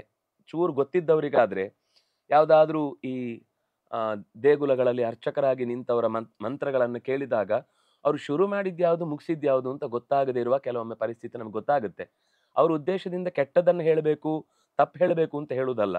ಆದರೆ ಹೇಳುವ ಮಂತ್ರಗಳಲ್ಲಿ ಏನೇನು ಪದಗಳಿವೆ ಅಂತ ಮತ್ತೊಮ್ಮೆ ತಮ್ಮನ್ನೇ ತಾವು ಪ್ರಯೋಗಕ್ಕೆ ಒಡ್ಡಿಕೊಂಡಿಲ್ಲ. ಆದ್ರಿಂದ ಆ ಮಂತ್ರಗಳು ಅಷ್ಟು ಗಡಿಬಿಡಿಯಿಂದ ಅರ್ಥಹೀನವಾಗಿ ಹೋಗುವ ಸಾಧ್ಯತೆಗಳಿರ್ತವೆ. ಆ ಕಾರಣಕ್ಕಾಗಿ ನಾವು ಮಂತ್ರದ ಶುದ್ಧಿಯನ್ನು ಸಂಪಾದಿಸುವುದಕ್ಕೋಸ್ಕರ, ನಾವು ಮಾಡುವ ಕರ್ಮಾಂಗಗಳಲ್ಲಿ ಸಿದ್ಧಿಯನ್ನು ಪಡೆಯುವುದಕ್ಕೋಸ್ಕರ ಈ ಉಪಕರ್ಮಗಳನ್ನು, ಅದು ನಿತ್ಯದ ಪುರುಷ ಸೂಕ್ತವೇ ಆಗಿರಬಹುದು, ಶ್ರೀ ಸೂಕ್ತವೇ ಆಗಿರಬಹುದು, ಅಥವಾ ಇನ್ನುಳಿದಂತೆ ಯಾವುದೇ ನಮಗೆ ಚೆನ್ನಾಗಿ ಒಗ್ಗಿದಂತಹ ರುದ್ರ ಪವಮಾನಾದಿ ಮಂತ್ರಗಳೇ ಇರಬಹುದು. ಇದನ್ನ ನಾವು ಹೇಳಿ ಸಿದ್ಧಿ ಪಡಿಬೇಕಾದ್ರೆ ಅದು ಉಪಕರ್ಮದಿಂದ ಯುಕ್ತವಾಗಿರಬೇಕು ಅಂತ ಇಷ್ಟು ಒತ್ತು ಕೊಟ್ಟು ಹೇಳ್ತಾರೆ. ನಾವು ಮಧ್ಯದಲ್ಲಿ ಒಂದು ಉಪಕರ್ಮ ಬಿಟ್ಟೆವು ಅಂದ್ರೆ, ನಾವು ಪಾರಾಯಣ ಮಾಡುವುದಿಲ್ಲ, ಬೇರೆಯವ್ರ ಹತ್ರ ಮಾಡಿಸ್ತೇವೆ ಅಂತ ಇಟ್ಕೊಳ್ಳಿ, ಅದು ಫಲಿಸುವುದಿಲ್ಲ ಅಂತಾರೆ. ನಾವು ಬೇರೆಯವರ ಕೈಯಲ್ಲಿ ಅವರಿಗೆ ಒಂದು ಒಳ್ಳೆಯ ಸಂಭಾವನೆ ಕೊಟ್ಟು ನಮಗಂತೂ ಬರಲಿ ಅಂದ್ರೆ ನಮ್ಗೆ ಅಧಿಕಾರ ಇದ್ದು, ಇಲ್ಲದೇ ಇದ್ದವರಿಗೆ ಪಾಪ ಅವರ ಪರವಾಗಿ ಯಾರೋ ಪಾರಾಯಣ ಮಾಡ್ತಾರೆ, ಸ್ತೋತ್ರ ಹೇಳ್ತಾರೆ, ಏನೋ ಅವರಿಗೆ ಅನುಕೂಲಕ್ಕೆ ಬೇಕಾಗುತ್ತೆ. ನಮ್ಗೆ ಅವಕಾಶ ಇದ್ದೂ ಕೂಡ ನಾವು ಉಪಕರ್ಮ ಮಾಡಿಕೊಳ್ಳದೆ ಯಾವುದೋ ಒಂದು ವ್ಯಕ್ತಿ, ಅವ್ರು ಯಾರೋ ಇದ್ದಾರಲ್ಲ, ಅವ್ರು ಮಾಡಿ ಹೋದ್ರೆ ನಮ್ಗೆ ಪುಣ್ಯ ಬರುತ್ತೆ ಅಂತ ಅನ್ಕೊಂಡ್ರೆ ಇನ್ನೊಬ್ಬರ ಮೂಲಕ ಮಾಡಿಸಿದ್ರು ಕೂಡ ನಾವು ಉಪಕರ್ಮ ಮಾಡಿಕೊಳ್ಳದೆ ಇದ್ದರ ದೋಷ ನಮಗದು ಫಲ ಕೊಡುವುದರಲ್ಲಿ ತಡೆಯಾಗಬಹುದು. ಅಲ್ಪ ಸ್ವಲ್ಪ ಫಲ ಸಿಗಬಹುದು, ಆದ್ರೆ ನಿಜವಾದ ಫಲ ಸಿಗುವಲ್ಲಿ ತಡೆ ಉಂಟಾಗುತ್ತೆ ಅನ್ನುವ ಮಾತನ್ನು ಹೇಳ್ತಾರೆ. ವೇದೋಪಕರಣೇ ಚೈವ ಸ್ವಾಧ್ಯಾಯೇ ಚೈವ ನೈತ್ಯಕೆ ನಾನುರೋಧೋ ಅಸ್ತ್ಯಧ್ಯ ಅನಧ್ಯಾಯೇ ಹೋಮ ಮಂತ್ರೇಶು ಚೈವಹಿ. ಇಲ್ಲಿ ಇಲ್ಲೊಂದು ಉಪಕರಣದ ದಿವಸ ವೇದ ಮಂತ್ರಗಳನ್ನ, ಅಂದ್ರೆ ಅದು ಅನಧ್ಯಯನದ ದಿವಸ ಬರುತ್ತೆ, ಅವತ್ತು ಹೇಳ್ಬೋದಾ, ಅನಧ್ಯಾಯದ ದಿವಸ ಮಂತ್ರಗಳನ್ನು ಹೇಳಬಾರದು ಅಂತ ಕೆಲವರಿಗೆ ಯೋಚನೆ ಇದೆ. ಅದಕ್ಕೆ ಇವರು ಎಲ್ಲ ಸೇರಿಸಿ ಬೇರೆ ಬೇರೆ ಪ್ರಸಂಗವನ್ನು ಒಟ್ಟಿಗೆ ಹೇಳ್ತಾರೆ. ಸ್ವಾಧ್ಯಾಯ, ತನ್ನ ಅಧ್ಯಯನ ಮಾಡಿಕೊಳ್ಳುವಾಗ, ನಿತ್ಯದ ಕರ್ಮಾನುಷ್ಠಾನಗಳನ್ನು ನಡೆಸುವಾಗ, ನೈಮಿತ್ತಿಕ ಗ್ರಹಣಾದಿ ಕರ್ಮಗಳನ್ನು ಮಾಡಿಕೊಳ್ಳುವಾಗ, ಅಥವಾ ಹೋಮ ಮಂತ್ರಗಳಲ್ಲಿ ಈಗ ಪಾಡ್ಯದ ದಿವಸ ಹೋಮ ಮಾಡಬೇಕು, ಅವತ್ತು ಹೇಳಬಹುದೋ ಬೇಡವೋ? ಎಲ್ಲ ಕಡೆ ತಾತ್ಪರ್ಯ ಏನಂದ್ರೆ ಹೊಸ ಪಾಠವನ್ನ ಅಧ್ಯಯನ ಮಾಡಬಾರದು, ಅಂದ್ರೆ ಶುರು ಮಾಡಬಾರದು, ಅಥವಾ ಹೊಸ ಮಂತ್ರಗಳನ್ನ ಕಲಿಯುವುದಕ್ಕೋಸ್ಕರ ಅಭ್ಯಾಸ ಮಾಡಬಾರದು ಅಂತ ಹೇಳೋದು ಹೊರತು ಅನಧ್ಯಾಯಗಳಲ್ಲಿ ವೇದಾಧ್ಯಯನ ಮಾಡಬಾರದು ಅಂತಿಲ್ಲ. ಉಪಾಕರಣದ ದಿವಸವೂ ಕೂಡ ಈ ಋಗ್ವೇದಕ್ಕೆ ಸಂಬಂಧಪಟ್ಟಂತೆ ನಾವು ನೋಡಿದ್ರೆ 9 ದೇವತೆಗಳನ್ನು ಹೇಳ್ತಾರೆ, 7 ಋಷಿಗಳನ್ನು ಜಪಿಸ್ತಾರೆ, 20 ಮಂತ್ರಗಳಿಗೆ ಸಂಬಂಧಪಟ್ಟಂತೆ ಅಂದ್ರೆ 10 ಮಂಡಲದಲ್ಲಿ, ಋಗ್ವೇದದಲ್ಲಿ ಒಟ್ಟು ಅಷ್ಟಕಗಳು ಅಂತ ಹೇಳಿದ್ರೆ 8 ಆಗುತ್ತೆ, ಮಂಡಲಗಳು ಅಂತ ಹೇಳಿದ್ರೆ 10 ಆಗುತ್ತೆ. ಪ್ರತಿ ಮಂಡಲದ ಮೊದಲ ಮತ್ತು ಕೊನೆಯ 2 ಮಂತ್ರಗಳನ್ನು ಸೇರಿಸಿಕೊಂಡ್ರೆ ಒಟ್ಟು 20 ಮಂತ್ರಗಳಾಗ್ತವೆ. ಆ ಮಂತ್ರದಿಂದ ಪ್ರತಿಪಾದ್ಯವಾದ ಭಗವದ್ ರೂಪಗಳನ್ನು ಸ್ಮರಿಸಿ 20 ಆಹುತಿಗಳನ್ನು ಕೊಡ್ಲಿಕ್ಕಿರುತ್ತೆ. ಆ 20 ಆಹುತಿಗಳನ್ನು ಕೊಟ್ಟು ಮುಗಿಸಿದ್ರೆ ಯಜ್ಞಕ್ಕೆ ಸಂಬಂಧಪಟ್ಟ ಮುಖ್ಯವಾದ ಕರ್ಮಾಂಗ ಮುಗಿಯಿತು, ಅಂದ್ರೆ ಅಗ್ನಿಯ ಮೂಲಕ ಕೊಡುವ ಆಹುತಿಯ ಕ್ರಮ ಮುಗಿಯಿತು. ಇಲ್ಲಿ ಈ 20 ಮಂತ್ರಗಳೇನಿವೆ, ಪ್ರತಿ ಮಂಡಲದ ಮೊದಲ ಮತ್ತು ಕೊನೆಯ ಈ ಮಂತ್ರಗಳೆಲ್ಲ ವೇದಾಧ್ಯಯನದ ಅನಧ್ಯಯನದ ದಿವಸ ಹೇಳಬಹುದಾ ಅಂದ್ರೆ ಅದನ್ನ ಶಾಸ್ತ್ರವೇ ವಿಧಾನ ಮಾಡಿದ್ದಾದ್ರಿಂದಾಗಿ ಅವತ್ತು ನಿಮಗೆ ಪಾಠ ಆಗಿಲ್ಲ, ಯಾಕಂದ್ರೆ 10ನೇ ಮಂಡಲದ ಪಾಠ ಆಗಿಲ್ಲ, ನಾನು ಉಪಕರ್ಮ ಮುಗಿಸಿ ಈಗ 2ನೇ ವರ್ಷದ ಉಪಕರ್ಮ ಮಾಡ್ಕೊಳ್ಬಹುದಾ? ಏನೂ ತೊಂದರೆ ಇಲ್ಲ. ಅದು ಪೌರೋಹಿತ್ಯ ನಡೆಸುವಂತಹ ಹಿರಿಯರು ಅದನ್ನು ಹೇಳಿಕೊಟ್ಟದ್ದನ್ನ ನಾವು ಆಗಲೇ ಅದು ಒಂದು ರೀತಿ ಯಜ್ಞದ ಭಾಗವಾಗಿ ಸಂಕಲ್ಪ ಮಾಡಿದ್ದಾದ್ರಿಂದಾಗಿ ಅನ್ವಾಧಾನದಲ್ಲಿ ಅದನ್ನೆಲ್ಲ ಮೊದಲೇ ಸಂಕಲ್ಪಿಸಿಕೊಂಡಿದ್ದೇವೆ, ಆದ್ರಿಂದಾಗಿ ಅದು ದೋಷ ಆಗುವುದಿಲ್ಲ. ಇಲ್ಲಿ ಕಾಲದ ಬಗ್ಗೆ ಒಂದು ಸ್ವಲ್ಪ ಚಿಂತನೆ ಮಾಡುವುದಾದ್ರೆ ಈ ಉಪಕರ್ಮ ಅಂತ ಅನ್ನೋದು ಋಕ್ ಯಜು ಸಾಮ ಇಷ್ಟು ಕಾಣುತ್ತೆ. ಅಥರ್ವವೇದಿಗಳ ಉಪಕರ್ಮದ ಬಗ್ಗೆ ವಿವರಣೆ ಹೆಚ್ಚು ಕಾಣಿಸುವುದಿಲ್ಲ. ಆದರೆ ಅದರಲ್ಲಿ ಮತ್ತೆ 2 ವಿಭಾಗ ಆಗುತ್ತೆ. ಸೂರ್ಯನ ಗತಿಯನ್ನು ಇಟ್ಟುಕೊಂಡು ತಮ್ಮ ಅನುಷ್ಠಾನಗಳನ್ನು ಮಾಡುವವರಾಗಿದ್ರೆ ಅವರಿಗೆ ಆ ಸೂರ್ಯನ ಗತಿಯ ಅಂದ್ರೆ ನಾವು ಅರ್ಕ ಅಂತ ಹೇಳ್ತೀವಿ, ಅದನ್ನು ನಾವು ಸೌರ ಮಾಸಗಳು ಅಂತ ಕರೀತೇವೆ. ಆ ಮಾಸದೊಳಗೆ ಅದು ಬರಬೇಕು ಅಂತ ನಿಯಮ ಇರುವುದರಿಂದ ಸೌರ ಋಗ್ವೇದಿಗಳಿಗಾದ್ರೆ ಸಿಂಹ ಮಾಸದ ಶ್ರವಣ ನಕ್ಷತ್ರ ಯಾವತ್ತಿರುತ್ತೋ ಅವತ್ತು, ಚಾಂದ್ರ ಋಗ್ವೇದಿಗಳಿಗಾದ್ರೆ ಶ್ರವಣ ನಕ್ಷತ್ರ ಅದು ಹುಣ್ಣಿಮೆಗೆ ಬರುವ ದಿವಸ ಆದ್ರಿಂದಾಗಿ ಆ ಹುಣ್ಣಿಮೆಯ ದಿನವೇ ಅವರಿಗೆ ಆ ಉಪಕರ್ಮದ ಕ್ರಮ ಇರುತ್ತೆ. ಇನ್ನು ಯಜುರ್ವೇದಿಗಳಲ್ಲಿ ಸೌರ ಆಗಿದ್ರೆ ಅವರಿಗೆ ಸಿಂಹ ಮಾಸದ ಹುಣ್ಣಿಮೆ ಬರುತ್ತೆ. ಚಾಂದ್ರ ಯಜುರ್ವೇದಿಗಳಿಗಾದ್ರೆ ಶ್ರಾವಣದ ಹುಣ್ಣಿಮೆ ಅಂತ ಸ್ವೀಕರಿಸಿದ್ರೆ ಮುಗೀತು. ಅಂದ್ರೆ ಸಾಮಾನ್ಯವಾಗಿ ಋಕ್ಯಜುಸ್ಗಳಿಗೆ ಒಂದೇ ದಿನ ಬರುತ್ತೆ. ಕೆಲವೊಂದು ಸಂದರ್ಭದಲ್ಲಿ ಆಗ ಹೇಳಿದ ಹಾಗೆ ಅಲ್ಲಿಯ ಸೌರ ಮಾಸ ಸಿಗದೇ ಇದ್ದಾಗ ಅದು 1 ತಿಂಗಳು ಹಿಂದೆ ಮುಂದೆ ಅಥವಾ ಮಧ್ಯದಲ್ಲಿ ಒಂದು ಸಣ್ಣ ಅಂತರ ಕಾಣುತ್ತೆ ನಮಗೆ. ಇನ್ನು ಸೌರ ಮತ್ತು ಚಾಂದ್ರ ಎರಡನ್ನೂ ಸೇರಿಸಿಕೊಂಡು ಸಾಮವೇದಗಳಿಗೆ ನಾವು ಗಮನಿಸುವಂತಹದ್ದು ಭಾದ್ರಪದ ಮಾಸದ ಹಸ್ತ ನಕ್ಷತ್ರ ಇದ್ದ ದಿವಸ ಅವರು ಉಪಕರ್ಮ ಮಾಡಿಕೊಳ್ಳುವುದು ಅಂತ ಲೆಕ್ಕ. ಅಂದ್ರೆ ಹೊಸ ಮಂತ್ರವನ್ನ ನಾವು ಅಧ್ಯಯನ ಮಾಡಲಿಕ್ಕೆ ಋಷಿಗಳಿಂದ ಒಪ್ಪಿಗೆ ಪಡೆಯುವುದು ಅಂತ ಅರ್ಥ. ಋಗ್ವೇದದಲ್ಲಿ ಆಗುವಾಗ ನಾನು ಆಗಲೇ ಹೇಳಿದ ಹಾಗೆ 9 ದೇವತೆಗಳು ಅನುಮತಿ, ಸತಸಸ್ಪತಿ, ಬ್ರಹ್ಮ ಇತ್ಯಾದಿಗಳನ್ನು ಅಲ್ಲಿ ಹೇಳ್ತಾರೆ. ಯಜುರ್ವೇದಗಳಲ್ಲಾಗುವಾಗ ಅಲ್ಲಿಯೂ ಋಷಿಗಳ ಹೆಸರು ಹೇಳ್ತಾರೆ, ಕಾಂಡರ್ಷಿಗಳು ಅಂತ ಅವರನ್ನ ಕರೀತಾರೆ. ಆ ಕಾಂಡರ್ಷಿಗಳು ಕೂಡ ಮತ್ತೆ 9 ಅವರನ್ನ ನೆನಪಿಸಿಕೊಂಡು ಮೊದಲು ವೇದವ್ಯಾಸ ಪೂಜೆಯನ್ನು ಮಾಡಿ ವೇದವ್ಯಾಸರನ್ನೇ ಸ್ವಸ್ತಿಕೆಯಲ್ಲಿ ಆರಾಧನೆ ಮಾಡಿ ಅವರಲ್ಲಿ ಮಂತ್ರಾಕ್ಷತೆಗಳ ಮೂಲಕ ಪೂಜೆ ಮಾಡಿ ಯಜ್ಞದಲ್ಲಿ ಅವರಿಗೆ ಆಹುತಿ ಕೊಡುವಂತಹ ಕ್ರಮವನ್ನು ನಾವು ಯಜುರ್ವೇದದ ಉಪಕರ್ಮದಲ್ಲಿ ತುಂಬಾ ಪ್ರಕ್ರಿಯೆಗಳನ್ನು ನಾವು ನೋಡುತ್ತೇವೆ. ಪ್ರಕ್ರಿಯೆಗಳು ಅಂತಂದ್ರೆ ಯಜ್ಞಕ್ಕೆ ಸಂಬಂಧಪಟ್ಟಂತೆ ಇರುವ ಮಂಡಲಗಳ ದೃಷ್ಟಿಯಿಂದ ಇರಬಹುದು, ಮಂತ್ರಗಳ ಬಳಕೆಯ ದೃಷ್ಟಿಯಿಂದ ಇರಬಹುದು, ಅದನ್ನ ಉಪಯೋಗಿಸುವ ವ್ಯವಸ್ಥೆಯ ದೃಷ್ಟಿಯಿಂದ ಇರಬಹುದು.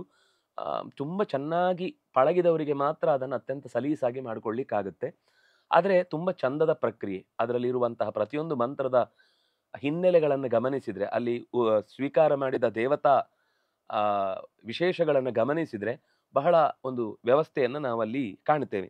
ಇನ್ನು ಒಂದು ಸಂದೇಹ ಬರಬಹುದಾದದ್ದು, ಅಧಿಕ ಮಾಸ ಬಂದ್ರೆ ಏನ್ ಮಾಡಬೇಕು? ಆಗ ನಿಜ ಶ್ರಾವಣದಲ್ಲೇ ಮಾಡಬೇಕು, ಅಧಿಕ ಶ್ರಾವಣದಲ್ಲಿ ಮಾಡುವ ಹಾಗಿಲ್ಲ.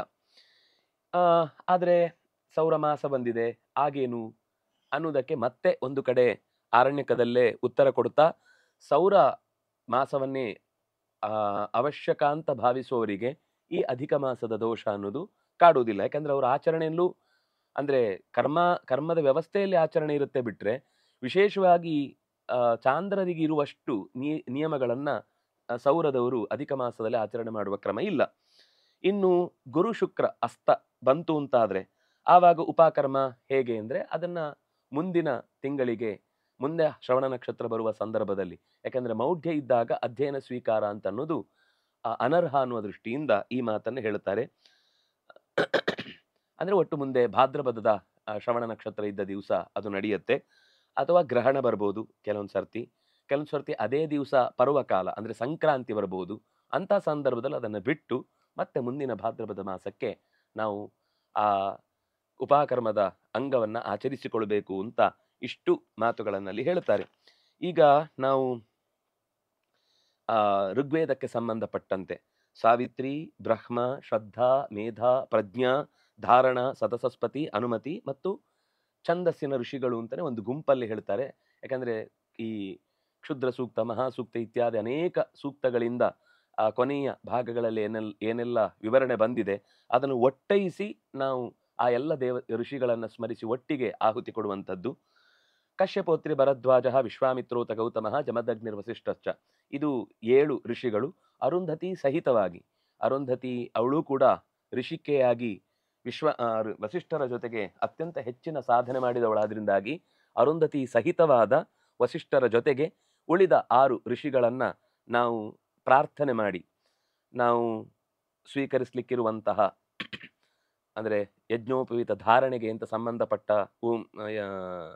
ನೂಲು ಏನಿದೆ ಅದನ್ನ ಆ ಸ್ವಸ್ತಿಕೆಯಲ್ಲೇ ಇರಿಸಿ ಅದಕ್ಕೆ ಋಷಿಗಳನ್ನು ಆವಾಹನೆ ಮಾಡಿ ಪೂಜೆ ಮಾಡಿ ಆ ನಂತರ ಅದನ್ನು ಸ್ವೀಕಾರ ಮಾಡಲಿಕ್ಕಿರುವಂಥದ್ದು.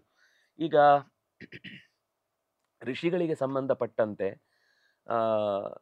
ವಸ್ತುತಃ ಐತರೇಯ ಉಪನಿಷತ್ತಿನಲ್ಲಿ ಈ ವಿಷಯದ ಬಗ್ಗೆ ವಿಸ್ತಾರವಾದ ಚಿಂತನೆ ಬಂದಿದೆ. ಅಲ್ಲಿ ಯಾರೆಲ್ಲ ಋಷಿಗಳ ಹೆಸರು ಬಂದಿದೆಯೋ ವಿಶ್ವಾಮಿತ್ರಸ್ಯ ವಿಶ್ವಾಮಿತ್ರತ್ವಂ ಅನ್ನುವ ಸಂಗತಿ ಅದು ಭಗವಂತನಿಗೆ ಸಂಬಂಧ. ಯಾಕೆಂದ್ರೆ ವಿಶ್ವಕ್ಕೆ ಆ ಸಮಂತಾತ ಮಿತ್ರನಾದವ ಭಗವಂತ.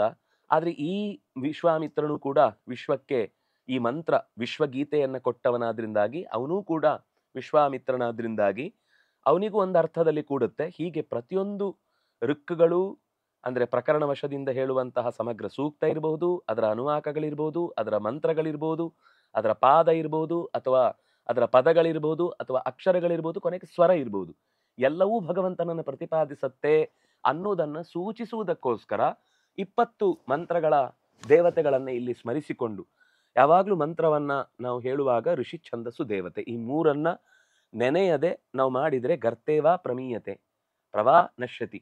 ಅವನು ಹೊಂಡಕ್ಕೆ ಬಿದ್ದು ತನ್ನ ಅಧಿಕಾರವನ್ನು ಕಳ್ಕೊಳ್ತಾನೆ ಮತ್ತು ಅದರಿಂದ ಸಿಗಬೇಕಾದ ಫಲವನ್ನು ಕೂಡ ಆತ ಪಡೆಯುವುದಿಲ್ಲ. ಯಾಕೆಂದ್ರೆ ಋಷಿಗಳ ಸ್ಮರಣೆ ಇಲ್ಲದೆ ಕೃತಜ್ಞತೆಯನ್ನ ತೋರಿಸದೆ ನಾವು ಆ ಮಂತ್ರಗಳನ್ನು ಬಳಸಿಕೊಂಡೆವು ಅಂತಂದ್ರೆ ಅವರು 16,000 ವರ್ಷಗಳ ಕಾಲ ತಪಗೈದಂತಹ ಆ ತನ್ನ ಮಡದಿ, ಮಕ್ಕಳು, ವ್ಯಕ್ತಿಗತವಾದ ಸುಖ ಇದನ್ನ ತ್ಯಾಗ ಮಾಡಿ ನಮಗೆ ಒಂದು ಅಂತರಂಗದ ದಾರಿಗೆ ಬೇಕಿರುವ ಅಪರೂಪದ ಅಂತಹ ದೊಡ್ಡ ಸಿದ್ಧಿಗೆ ಕಾರಕವಾದ ಮಂತ್ರವನ್ನ ಕೊಟ್ಟದ್ದನ್ನು ನಾವು ಬಹಳ ಸುಲಭವಾಗಿ ಅವರ ಹತ್ರ ಯಾವುದೇ ರೀತಿ ಪರ್ಮಿಷನ್ ಇಲ್ಲದೆ ಉಪಯೋಗಿಸ್ತೇವೆ ಅಂದ್ರೆ ಅದು ಅಪರಾಧ.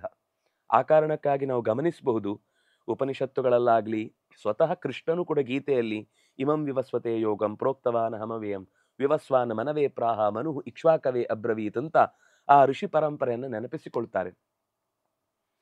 ಹಾಗೆ ನಾವು ಕೂಡ ಆ ಮಂತ್ರವನ್ನ ಹೇಳುವ ಮುನ್ನ ತಲೆ ಮುಟ್ಟಿ ಮಣಿದು ನೀವು ಕೊಟ್ಟ ಮಂತ್ರವನ್ನು ಬಳಸಿಕೊಳ್ಳುತ್ತೇವೆ. ಇನ್ನು ಆ ಛಂದಸ್ಸು, ಆ ಅಕ್ಷರದ ದೇವತೆ, ಈಗ ಗಾಯತ್ರಿಗೆ ಸಂಬಂಧಪಟ್ಟಂತೆ ಆದ್ರೆ ಅಲ್ಲಿ ಸ್ವಾಹ ಅನ್ನುವಂತಹ ಅಗ್ನಿಯ ಮಡದಿ ಅಭಿಮಾನಿನಿಯಾಗಿ ನಮ್ಮ ಬಾಯಿಯಿಂದ ಆ ಮಂತ್ರಗಳನ್ನ ಸುಲಲಿತವಾಗಿ ಉಚ್ಚರಿಸುವಂತೆ ಮಾಡುತ್ತಾಳೆ. ಇನ್ನು ಉಷ್ಟಿಕ್ಕಿಗೆ ಸಂಜ್ಞಾ ಅಂದ್ರೆ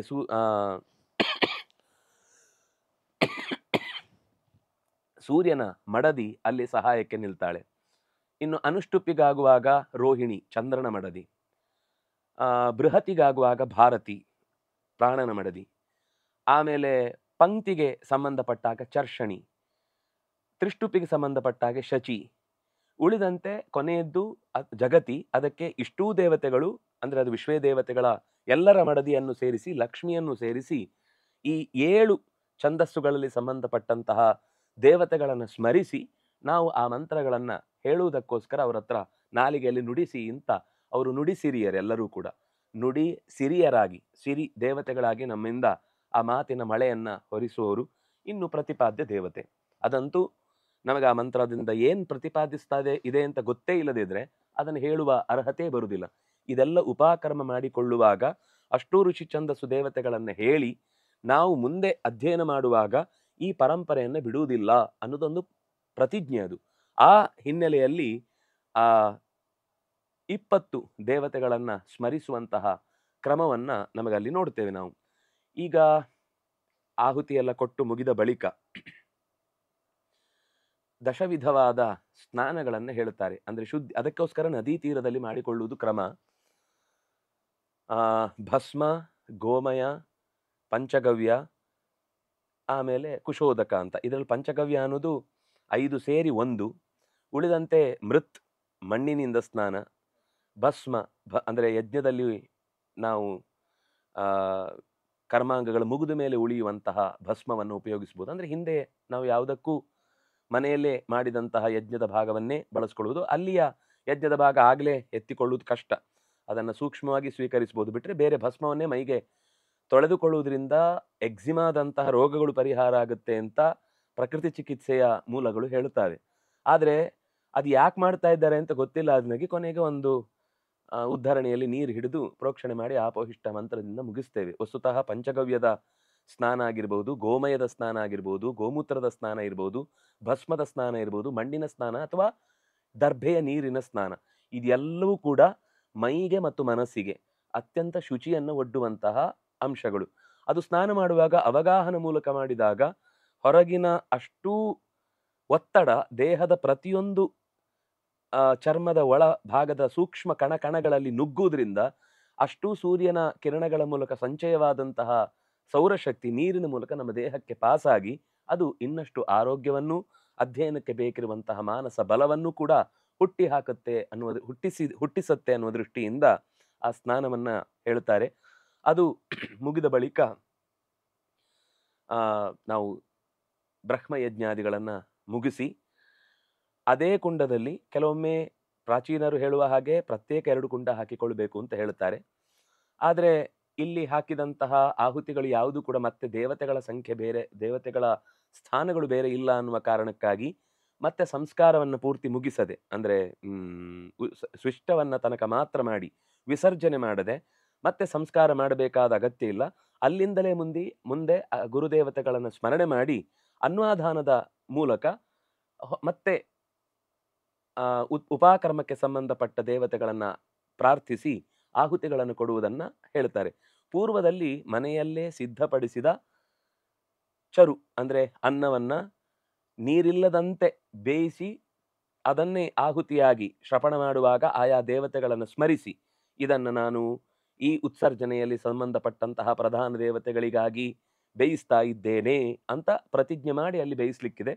ಈಗ ದಧಿ ಮತ್ತು ಹಿಟ್ಟು, ಅದು ಅಕ್ಕಿ ಹಿಟ್ಟು, ಮೊಸರು, ಅದು ಕೆಲವೊಂದು ಸರ್ತಿ ಈ ದಧಿ ಸಕ್ತು ಅನ್ನುವ ಸಂದರ್ಭವು ದಧಿ ವ್ರತ ಅನ್ನೋದು ಒಟ್ಟಿಗೆ ಬಂದಾಗ ಯಜ್ಞಕ್ಕೆ ಸಂಬಂಧಪಟ್ಟ ಕರ್ಮಾಂಗವಾಗಿ ಅದು ರುಚಿಗೆ ಏನು ನಾವು ಆಹಾರವಾಗಿ ಸ್ವೀಕರಿಸುವಂತಹದ್ದಲ್ಲ, ಯಜ್ಞದ ಒಂದು ಭಾಗವಾಗಿ ಇದು ಯಜ್ಞದ ಮಧ್ಯದಲ್ಲೇ ನಡೆಯುವುದು.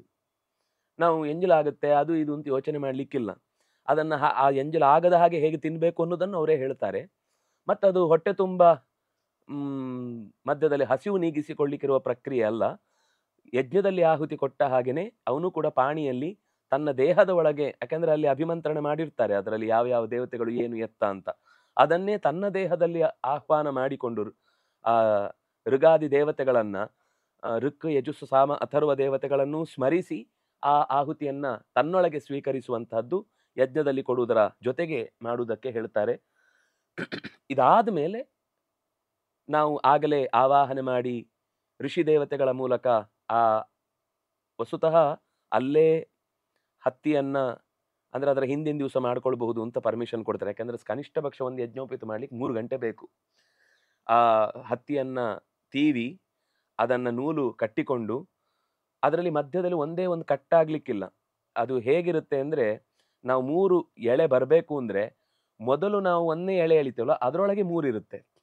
ಒಂದು ಎಳೆ ಪೂರ್ತಿ ಎಳೆದಾದ್ಮೇಲೆ ಅದನ್ನೇ 2ನೇ ಭಾಗಕ್ಕೆ ಎಳೆದು, ಅಂದ್ರೆ ಕಟ್ ಮಾಡ್ಲಿಕ್ಕಿಲ್ಲ, ಅದನ್ನೇ 3ನೇ ಭಾಗಕ್ಕೆ ಎಳೆದು ಆ ಎಳೆದ ಭಾಗ ತೀವಿ ಅದನ್ನ 3 ಎಳೆಗೆ ಮತ್ತೆ ತುಂಬಿಸ್ಬೇಕು. ಅದಕ್ಕೆ ಅಲ್ಲಿ 9 ದೇವತೆಗಳ ಸ್ಮರಣೆ ಮಾಡ್ಲಿಕ್ಕಿದೆ. 9 ರೂಪಗಳಲ್ಲಿ ಚಿಂತಿಸಬೇಕಾದಾಗ ಅದು ಅಲ್ಲಿ ಒಟ್ಟು ಇಡೀ ಆ ಯಜ್ಞೋಪವೀತದಲ್ಲಿ ತುದಿ ಎಷ್ಟು ಅಂದ್ರೆ 2. 3 ಎಳೆಗಳು ಬಂದಿದ್ರು ಕೂಡ ಒಳಗೆ ಅದರಲ್ಲಿ 3 ತಿರುವು ಇದ್ರೂ ಕೂಡ ತೀವಿದ್ದನ್ನ ಅದರ ಅಷ್ಟು ಸಂಖ್ಯೆ ಅದು ಒಂದೇ ಇಡೀ ಬಿಡಿಸಿದ್ರೆ ನಿಮ್ಗೆ ಅಷ್ಟು ತುದಿ ಸಿಗ್ಬೇಕು 2. ಅದು ನಿಮ್ಗೆ ಕೊನೆಗೆ ಒಂದ್ ಕಡೆ ಗಂಟಾಗ್ಲಿಕ್ಕೆ ಸಿಗುತ್ತೆ. ಅದು ಪವಿತ್ರದ ಗಂಟು ಅಂತ. ಅದರ ಬಗ್ಗೆನೇ ನಾವು ಮತ್ತೆ ಚಿಂತನೆ ಮಾಡಬೇಕಿದೆ. ಪವಿತ್ರ ಹಾಕುದು ಹೇಗೆ ಅನ್ನೋದೇ ಒಂದು ದೊಡ್ಡ ವಿಷಯ. ಇದು 3 ಗಂಟೆಯಲ್ಲಿ ತಯಾರಿಸಿದಾಗ ಅದು ಯಾರೆಲ್ಲ ಮಾಡ್ಕೊಳ್ಬೇಕು? ಗೃಹಸ್ಥನಿಗೂ ಇದೆ, ಬ್ರಹ್ಮಚಾರಿಗೂ ಇದೆ, ವಾನಪ್ರಸ್ಥಾಶ್ರಮಿಗೂ ಇದೆ. ನೇರವಾಗಿ ಯತಿಗಳಿಗೆ ಅಲ್ಲಿ ಕೂತು ಮಾಡ್ಕೊಳ್ಳಿಕ್ಕಿಲ್ಲ.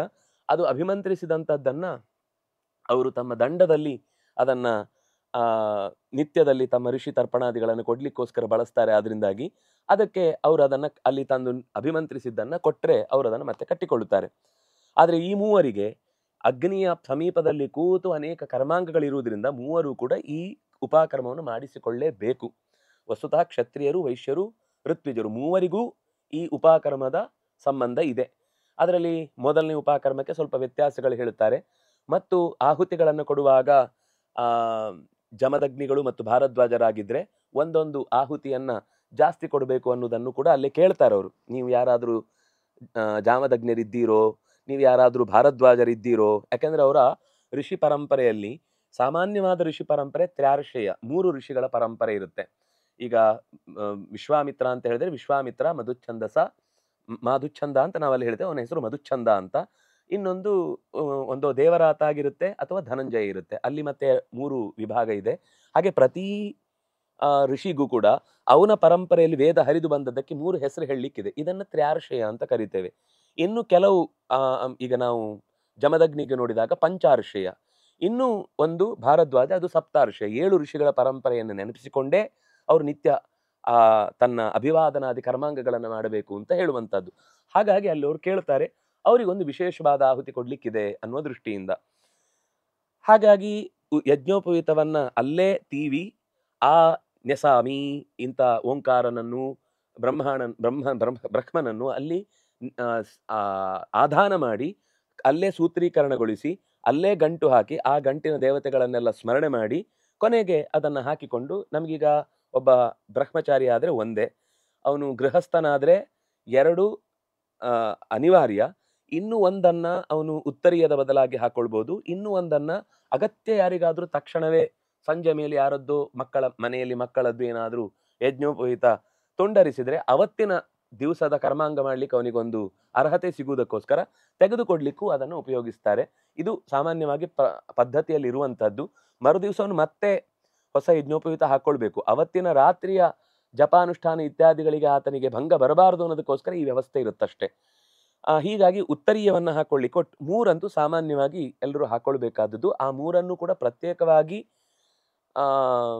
ಯಜ್ಞೋಪವೀತಂ ಪರಮಂ ಪವಿತ್ರಂ ಅನ್ನುವಂತಹ ಮಂತ್ರದಿಂದ 3 ಸರ್ತಿ ಅದನ್ನು ಹೇಳಿ ಸೂರ್ಯನಿಗೆ ತೋರಿಸಿ, ಹೇಗೆ ನಿತ್ಯದಲ್ಲಿ ಯಜ್ಞೋಪವೀತ ಅಕಸ್ಮಾತ್ ಜೀರ್ಣವಾದರೆ ಬದಲಿಸಿಕೊಳ್ಳಿಕ್ಕೆ ನಾವೇನೇ ಕ್ರಮವನ್ನು ಬಳಸ್ತೇವೋ ಅದೇ ಕ್ರಮದಿಂದ ಯಜ್ಞೋಪವೀತನ ಹಾಕಿಕೊಳ್ಳುವಂಥದ್ದು. ಅಂದ್ರೆ ಅಲ್ಲಿ ಋಷಿಗಳ ಪರ್ಮಿಷನ್ನು, ಅಗ್ನಿಯ ಪರ್ಮಿಷನ್ನು, ನಮಗೆ ಉಪನಯನ ಅಂದ್ರೆ ಉಪಕರ್ಮ ಮಾಡಿಸಿದವರ ಒಪ್ಪಿಗೆಯನ್ನ, ಅನುಜ್ಞೆಯನ್ನ ಬೇಡಿ ನಾವದನ್ನ ಓಂಕಾರದಿಂದಾಗಿ ಹಾಕೊಳ್ಬೇಕು ಅಂತ ಇಷ್ಟಿರುವಂಥದ್ದು. ಇದು ಮುಗಿದ ಮೇಲೆ ಮತ್ತೆ ಉಪಕರ್ಮಾಂಗತ್ವೇನ ಮತ್ತೆ ಬ್ರಹ್ಮಯಜ್ಞವನ್ನು ಮಾಡುವುದು ಅಂತ. ಈ ಬ್ರಹ್ಮಯಜ್ಞ ಅನ್ನೋದೇ ಒಂದು ದೊಡ್ಡ ಸಂಗತಿ. ಆದ್ರೆ ನಮ್ಗೆ ಇವತ್ತು ಅದೇನಾಗಿದೆ ಅಂದ್ರೆ ಪಾಪ ತಿಳುವಳಿಕೆ ಇರುವುದಿಲ್ಲ. ಆದ್ರಿಂದಾಗಿ ಸುಮ್ಮನೆ ನೀರು ಹಾಕುದು ಅಂತ ಅನ್ಕೊಂಡ್ ಬಿಡ್ತಾರೆ. ಋಷಿಗಳಿಗೆ, ಆಚಾರ್ಯರಿಗೆ, ದೇವತೆಗಳಿಗೆ ಇವರಿಗೆಲ್ಲ ತರ್ಪಣ ಕೊಡುದು. ಇನ್ನು ಅಧಿಕಾರ ಇದ್ದವರು, ತಂದೆ ಅಥವಾ ತಾಯಿಯನ್ನ ಕಳೆದುಕೊಂಡವರಾಗಿದ್ರೆ ಅವರು ದಕ್ಷಿಣಕ್ಕೆ ಮುಖ ಮಾಡಿಕೊಂಡು ದರ್ಭೆ ಎಳ್ಳಿನ ಜೊತೆಗೆ ದೇವತೀರ್ಥದಿಂದ, ಅಂದ್ರೆ ದೇವತೀರ್ಥವನ್ನ ನಾವು ಅಲ್ಲಿ ಇಟ್ಟುಕೊಂಡು ಅವರ ಯಾರು ಕಳೆದು ಹೋದವರು, ಶರೀರ ತ್ಯಾಗ ಮಾಡಿದವರು ಇದ್ದಾರೋ ಅವರಿಗೆ ತರ್ಪಣಾದಿಗಳನ್ನು ಕೊಡುವಂಥದ್ದು ಅಂತ ಇಷ್ಟು ಕ್ರಮ ಇದೆ. ಬ್ರಹ್ಮಯಜ್ಞ ಅಂತ ಅನ್ನುವಾಗ ಆ ತರ್ಪಣಾದಿ ಕರ್ಮಂಗ ಬಿಟ್ರೆ ಉಳಿದಂತೆ ಮುಖ್ಯವಾಗಿ ಇವತ್ತು ಕೇವಲ ಅದೊಂದು ಯಾಂತ್ರಿಕ ಪ್ರಕ್ರಿಯೆಯಾಗಿ ಬಿಟ್ಟಿದೆ. ಮೂಲತಃ ನಿತ್ಯದಲ್ಲಿ ಅಲ್ಲಿ ಬ್ರಹ್ಮಸೂತ್ರದ ಮಾತಿದೆ, ಧರ್ಮಸೂತ್ರದ ಮಾತು ಇದೆ, ಮೀಮಾಂಸಾ ಸೂತ್ರದ ಮಾತು ಇದೆ, ಋಗ್ವೇದ, ಯಜುರು, ಸಾಮ, ಅಥರ್ವ ಮಂತ್ರಗಳ ಮೊದಲ ಮಂತ್ರಗಳನ್ನು ಹೇಳ್ತೇವೆ. ಅದಷ್ಟೇ ಹೇಳಲಿಕ್ಕಿರುವುದಲ್ಲ. ಅದು ನಿತ್ಯದಲ್ಲಿ ಒಂದು ಭಾಗ ಅದನ್ನು ಶುರು ಮಾಡಿ ನಿತ್ಯದಲ್ಲೂ ಒಂದಿಷ್ಟು ಭಾಗ ಋಕ್, ಯಜುಸ್ಸು, ಸಾಮ ಅಥವಾ ಸೂತ್ರಗಳು ಅಥವಾ ಧರ್ಮಸೂತ್ರಗಳು ಅಲ್ಲಿ ಬ್ರಹ್ಮ ಜಿಜ್ಞಾಸ, ಧರ್ಮ ಜಿಜ್ಞಾಸ ಅಥಾತೋ ದೈವಿ ಮೀಮಾಂಸಾ ಅಂತ ಹೇಳಿಕೊಳ್ಳುವ ಆ ಎಲ್ಲ ಮಂತ್ರಗಳ ಅಥವಾ ಸೂತ್ರಗಳ ಮುಂದುವರಿದ ಭಾಗವನ್ನು ನಿತ್ಯಕ್ಕೆ ಸ್ವಲ್ಪ ಬಳಸಿಕೊಳ್ಳಬೇಕು. ಪುರಾಣ ಇರ್ಬೋದು, ಇತಿಹಾಸ ಇರ್ಬೋದು, ಅಥವಾ ವೇದಾಂತದ ಗ್ರಂಥಗಳಿರ್ಬೋದು. ಅದರ ಮುಂದಿನ ಒಂದೊಂದು ಚೂರು ಭಾಗ ನಿತ್ಯದಲ್ಲಿ ಮಾಡಿದರೆ ಅದು ಯಜ್ಞ. ಇಲ್ಲ ಅಂದ್ರೆ ಕೇವಲ ಮೊದಲಿನದ್ದನ್ನೇ 10 ಸಾರ್ತಿ. ಮತ್ತು ನಮ್ಮಲ್ಲಿ ಅದರಲ್ಲಿ ಕೆಲವು ತಿದ್ದಿಕೊಳ್ಬೇಕಾದದ್ದೇನಿದೆ ಅಂದ್ರೆ, ಆಚಾರ್ಯರು ಕೊಟ್ಟಂತಹ ಮೂಲ ಅಂದ್ರೆ ಪಾಣಿನಿಗೂ ಮೂಲವಾಗಿರುವಂತಹ ಅನೇಕ ಮಹಾವ್ಯಾಕರಣದ ಮಂತ್ರಗಳು, ಚಾಂದ್ರ ಇರ್ಬೋದು, ಕಾಶಕೃಷ್ಣ ಇರ್ಬೋದು, ಅದಕ್ಕೂ ಸಂಬಂಧಪಟ್ಟಂತಹ ಅಂಶಗಳನ್ನು ನಾವು ಜೋಡಿಸಿಕೊಳ್ಬೇಕಾಗಿದೆ. ಆದರೆ ನಾವು ಇವತ್ತೇನು ನಮಗೆ ಲೋಕದಲ್ಲಿ ವ್ಯಾಕರಣ, ಶಿಕ್ಷಾ ಇತ್ಯಾದಿಗಳಿವೆಯೋ ಅದರ ಭಾಗಗಳ ಮೊದಲ ಅಂಶವನ್ನು ನಾವು ಇಟ್ಟುಕೊಂಡು ಹೇಳುತ್ತೇವೆ. ಅದು ಒಂದು ಮುಂದುವರಿಬೇಕು. ಎರಡನೇದು, ಅದಕ್ಕೂ ಮೂಲವಾದ ಋಷಿಗಳಿಂದಲೇ ಸುಮಂತು, ಜೈಮಿನಿ, ಪೈಲ ಮೊದಲಾದ ವೈಶಂಪಾಯನರೇ ಕೊಟ್ಟಂತಹ ಪರಂಪರೆಯ ಸೂತ್ರಗಳು ಏನಿದೆ ಅಥವಾ ವ್ಯಾಕರಣದ ಅಂಶಗಳೇನಿವೆ ಅದರ ಮೂಲಕ ನಮ್ಮ ಬ್ರಹ್ಮಯಜ್ಞ ನಿತ್ಯದಲ್ಲಿ ನಡೆಸುವುದಕ್ಕೆ ಅವತ್ತು ಮತ್ತೆ ಋಷಿಗಳ ಹತ್ರ, ದೇವತೆಗಳ ಹತ್ರ, ಅಗ್ನಿಯ ಹತ್ರ ಮತ್ತು ನಮ್ಮ ಗುರುಗಳ ಹತ್ರ ನಾವು ಪರ್ಮಿಷನ್ ತಗೊಳ್ಳೋದು, ಆಜ್ಞೆ ತೆಗೆದುಕೊಂಡು ಮತ್ತೆ ನಿತ್ಯ ಅದನ್ನು ಮುಂದುವರೆಸುವುದು ಅಂತ. ಹೀಗೆ ಆ ಪ್ರತಿಯೊಂದು ಕರ್ಮಾಂಗದ ಹಿಂದೆಯೂ ಕೂಡ ಪ್ರಾಚೀನರು ನಮಗೆ ಬಹಳ ವಿಶಿಷ್ಟವಾದ ರೀತಿಯ ಅನುಕೂಲವನ್ನು ಮಾಡಿಕೊಟ್ಟಿದ್ದಾರೆ. ಅಂದ್ರೆ ಆ ಮಂತ್ರವನ್ನ ಮರಳಿ ಮತ್ತೊಂದು ದೃಷ್ಟಿಯಿಂದ ಅಧ್ಯಯನ ಮಾಡೋದು. ಈಗ ಒಂದು 12 ವರ್ಷದ ಅಧ್ಯಯನ ಅಂತ ಸಾಮಾನ್ಯವಾಗಿ ನಾವು ಗುರುಕುಲದ ಪದ್ಧತಿಯನ್ನು ನೋಡುವಂಥದ್ದು. ಅಷ್ಟೂ ಸಂದರ್ಭದಲ್ಲಿ ಒಂದೇ ಟೆಕ್ಸ್ಟ್ ಬುಕ್ಕು ಬೇರೆ ಬೇರೆ ಹಂತದಲ್ಲಿ ಪರಸ್ಪರ ವಿರೋಧಗಳ ಪರಿಹಾರ, ಹೊಸ ಅರ್ಥಗಳ ಚಿಂತನೆ, ಹೀಗೆ ಅದು ದೊಡ್ಡ ಕ್ಲಾಸಿಗೆ ಬಂದಾಗ ಆ ಬಾಲ್ಯದಲ್ಲಿ ಓದಿದ ಸಂಗತಿಯೇ ಮತ್ತೊಂದು ದೃಷ್ಟಿಯಿಂದ ಅದು ಅವನಿಗೊಂದು ಗುರುಕುಲದಲ್ಲಿ ಇಷ್ಟು ನೀನು ಸ್ವತಃ ನಿನಗೆ ಕಣ್ತೆಗೆದಾಗ ಇಷ್ಟು ಅರ್ಥ ಮಾಡಿಕೊಳ್ಳಿಕ್ಕೆ ಸಾಧ್ಯ ಆಗುತ್ತೆ ಅನ್ನೋ ವ್ಯುತ್ಪತ್ತಿಯನ್ನು ಕೊಟ್ಟು ಅವನು ಬೇಕಿದ್ರೆ ಮುಂದೆ ಇನ್ನೂ ಹೆಚ್ಚಿನ ಅಧ್ಯಯನಕ್ಕೂ ಹೊರಡ್ಬೋದು. ಕಾಶಿಗೆ ಅಂತ ಹೋಗ್ತಾನೆ ಅಂತ ಅದನ್ನೇ ನಾವು ವಿವಾಹದ ಪ್ರಕರಣದಲ್ಲೆಲ್ಲ ನೋಡ್ತೇವೆ, ಅಹಂ ಕಾಶಿಂ ಗಮಿಷ್ಯಾಮಿ ಅಂತ ಹೇಳುವಂಥದ್ದು. ಇಲ್ಲ, ಅವನ ಅಷ್ಟಕ್ಕೆ ಅವನ ಅಧ್ಯಯನ ಸೀಮಿತಗೊಳಿಸಲಿಕ್ಕಾಯ್ತು, ತನ್ನ ಸುತ್ತಲಿನ ಪರಿಸರದಲ್ಲಿ ಅದನ್ನೇ ತಾನು ಹೇಳಿಕೊಡುವ ವ್ಯವಸ್ಥೆಗೆ ಬರ್ತಾನೆ ಅಂತಂದಾಗ ಅವನು ಈ ಉಪಕರ್ಮ ನಡೆಸಲಿಕ್ಕೆ ಅರ್ಹನಾಗ್ತಾನೆ. ವಿವಾಹವನ್ನ ಮಾಡಿಕೊಂಡ ಬಳಿಕ ತನ್ನ ಶಿಷ್ಯರಿಗೆ, ತನ್ನ ಪಾಠ ಕೇಳುವಂತಹ ವಿದ್ಯಾರ್ಥಿಗಳಿಗೆ ಅದನ್ನ ನಡೆಸುವಂಥದ್ದು ಕ್ರಮ. ಹೀಗೆ ಉತ್ಸರ್ಜನ ಮತ್ತು ಉಪಕರ್ಮ ಎರಡು ಯಾವ ವೇದದ ಶಾಖೆಯವರಿದ್ದಾರೋ ಆ ಶಾಖೆಯ ಋಷಿ ಪರಂಪರೆಯನ್ನು, ಆ ಶಾಖೆಯ ಆ ಮಂತ್ರದ ಅಭಿಮಾನಿ ದೇವತೆಗಳನ್ನು ಮತ್ತು ಆ ಮಂತ್ರಕ್ಕೆ ಸಂಬಂಧಪಟ್ಟಂತಹ ಛಂದೋದೇವತೆ ಮತ್ತು ಪ್ರತಿಪಾದ್ಯ ದೇವತೆ ಇಷ್ಟನ್ನ ನೆನಪಿಸಿಕೊಂಡು ಆಹುತಿ ಕೊಡುವುದರ ಮೂಲಕ ಹೊಸ ಅಧ್ಯಯನಕ್ಕಾಗಿ ಆ ಎಲ್ಲ ಪೂರ್ವಾಪರದಲ್ಲಿ ಸೇರಿದ ಋಷಿ ಛಂದಸ್ಸು ದೇವತೆಗಳಿಗೆ ಸಂಬಂಧಪಟ್ಟಂತಹ ದೊಡ್ಡವರಲ್ಲಿ, ಹಿರಿಯ ಶಕ್ತಿಗಳಲ್ಲಿ ನಾವು ಮತ್ತೊಮ್ಮೆ ಅಧ್ಯಯನ ಮಾಡಲಿಕ್ಕೆ ನಮಗೆ ಜಾಗೃತಿಗೊಳಿಸು ಅಂತ ಕೇಳುವಂತಹ ಒಂದು ಪ್ರಕ್ರಿಯೆ ಅಂತ ಇಷ್ಟು ಸಾಮಾನ್ಯ ಮುಖದಲ್ಲಿ ನಾವು ಅರ್ಥ ಮಾಡಿಕೊಳ್ಬೋದು. ಇದರ ವಿವರಣೆಗಳು ಮತ್ತೆ ಧರ್ಮಶಾಸ್ತ್ರದಲ್ಲಿ ಬರುವ ಪರಸ್ಪರ ಜಿಜ್ಞಾಸೆಗಳು, ಪ್ರಶ್ನೆ ಉತ್ತರ, ಇದು ಮುಗಿಯದ ಸಂಗತಿ. ಇದರ ಮೇಲೆ ನೂರಾರು ಪ್ರಶ್ನೆಗಳಿವೆ, ನೂರಾರು ಚಿಂತನೆಗಳಿವೆ, ನೂರಾರು ಉದ್ದೇಶಗಳಿವೆ. ಈ ಎಲ್ಲದರ ಹಿಂದೆ ಕನಿಷ್ಠ ಪಕ್ಷ ನಾವು ಆ ದಿನದಲ್ಲಿ ಔದಾಸೀನ್ಯ ಮಾಡದೆ ನಮ್ಮ ನಿತ್ಯದ ಬೆಳಗಿನ ಅನುಷ್ಠಾನವನ್ನು ಮುಗಿಸಿ ನಮ್ಮ ಸಮೀಪದಲ್ಲಿ ಎಲ್ಲಿಯೇ ಯಾರೇ ನಮ್ಮ ಗುರುಗಳೇ ಸಿಕ್ಕಿದ್ರೆ ತುಂಬ ಉತ್ತಮ, ಇಲ್ಲದೇ ಇದ್ರೂ ಅದು ನಡೆಯುವ ಜಾಗಕ್ಕೆ ಹೋಗಿ ಅಲ್ಲಿ ಏನು ಮಾಡ್ತಿದ್ದಾರೋ ಅದರಲ್ಲಿ ಸ್ವಲ್ಪ ಗಮನ ಕೊಟ್ಟು ಕೇಳಿ, ಅವ್ರ ಹತ್ರನೇ ಬೇಕಿದ್ರೆ ಅದಕ್ಕಿಂತ ಪೂರ್ವದಲ್ಲಿ ಆ ವಿಷಯದಲ್ಲಿ ಯಾರಾದರೂ ತಿಳಿದವರ ಹತ್ರ ಅದರ ಜಿಜ್ಞಾಸೆಯನ್ನು ಸರಿಯಾಗಿ ಪ್ರಶ್ನೆ ಮೂಲಕ ಮಾಡಿ ತಿಳ್ಕೊಂಡು ಅವತ್ತು ಹೋಗಿ ಅಲ್ಲಿ ಕೂತ್ರೆ ನೀವು ಮಾಡುವ ಪ್ರತಿಯೊಂದು ಕೆಲಸಕ್ಕೂ ಕೂಡ ಒಂದು ಕಾರ್ಯಕ್ಕೆ 100 ಫಲ ಸಿಗುವ ಅವಕಾಶ ಇದೆ.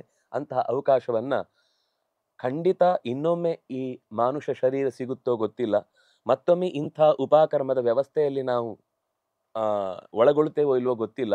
ಇಂಥ ಅವಕಾಶ ಸಿಕ್ಕಿದ್ದನ್ನ ಸದುಪಯೋಗ ಪಡಿಸಿಕೊಳ್ಳುವಂತಹ ಒಂದು ಶ್ರದ್ಧೆ ನಮ್ಮೊಳಗೆ ನಿರಂತರ ಇರಲಿ.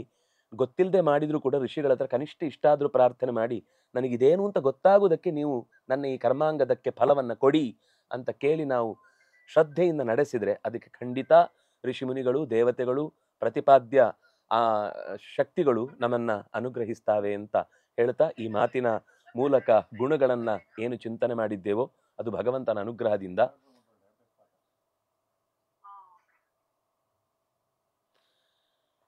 ಇಷ್ಟು ಹೊತ್ತು ಈ ಚಿಂತನೆಯನ್ನು ನಡೆಸುವಾಗ ಏನೆಲ್ಲ ಒಳಿತು ಕಂಡಿತೋ ಅದು ಋಷಿಗಳದ್ದೇ ಪರಂಪರೆಯಿಂದ ಬಂದ ತಿಳಿವು. ಅಕಸ್ಮಾತ್ ಏನಾದರೂ ಮಾತಿನಲ್ಲಿ ಎಡವು ಉಂಟಾಗಿದ್ರೆ ಅದು ಆತ್ಮಪಾಪೋತ್ಥ ಅಂತ ತಿಳಿಸಿ ತಿಳುವಳಿಕೆಯ ದಾರಿಯಲ್ಲಿ ನಮಗೆ ಹರಿಲಿಕ್ಕೆ ಅನೇಕ ಹಿರಿಯರು ನಿರಂತರ ತಮ್ಮ ಶ್ರಮವನ್ನು ಹಾಕಿದ್ದಾರೆ. ಅವರ ಎಂಜಲನ್ನ ನಾವು ಪ್ರಸಾದ ಅನ್ನುವ ಹಾಗೆ ಸ್ವೀಕರಿಸಲಿಕ್ಕೆ ಯಾವ ಹೇಸಿಗೆ ಪಡಬೇಕಾದ ಅವಶ್ಯಕತೆ ಇಲ್ಲ. ಅದೇ ನಿಜವಾದ ಪರಂಪರೆ. ಆ ಪರಂಪರೆಯನ್ನು ಬೆಳೆಸುವ, ಉಳಿಸುವ, ನಾವು ನಮ್ಮ ಆತ್ಮಸಾತಾಗಿಸುವ ಈ ಅವಕಾಶವನ್ನು ಕಲ್ಪಿಸಿಕೊಟ್ಟಂತಹ ಪ್ರಾಕ್ತನ ವಿದ್ಯಾರ್ಥಿ ಸಂಘಕ್ಕೂ, ಈ ವಿದ್ಯೆಯನ್ನ ಮೈಯ ನೆತ್ತರಿನ ಒಂದೊಂದು ಕಣದಲ್ಲೂ ನಮಗೆ ಆ ಅನುಗ್ರಹದ ಮೂಲಕವಾಗಿ 4 ಮಾತುಗಳನ್ನು ತೊದಲಾದರೂ ನಮ್ಮ ಮಗು ಮಾತಾಡ್ತಾ ಇದೆ ಅಂತ ಖುಷಿಪಟ್ಟು ಬೆನ್ನು ತಟ್ಟಿದಂತಹ ಗುರು ಪರಂಪರೆಯನ್ನು ಕೂಡ ಮತ್ತೊಮ್ಮೆ ನೆನೆದು ಭಗವಂತನ ಪದತಲಗಳಿಗೆ, ಆಚಾರ್ಯ ಮಧ್ವರಲ್ಲಿ ನೆಲೆಸಿದ ವೇದವ್ಯಾಸಾಭಿನ್ನ ಹಯಗ್ರೀವಾಭಿನ್ನ ಗೋಪಾಲಕೃಷ್ಣನ ಪಾದಗಳಿಗೆ ಈ ವಾಕ್ಕುಸುಮವನ್ನು ಸಮರ್ಪಿಸ್ತಾ ಇದ್ದೇನೆ. ಶ್ರೀಕೃಷ್ಣಾರ್ಪಿತಂ ಅಸ್ತು.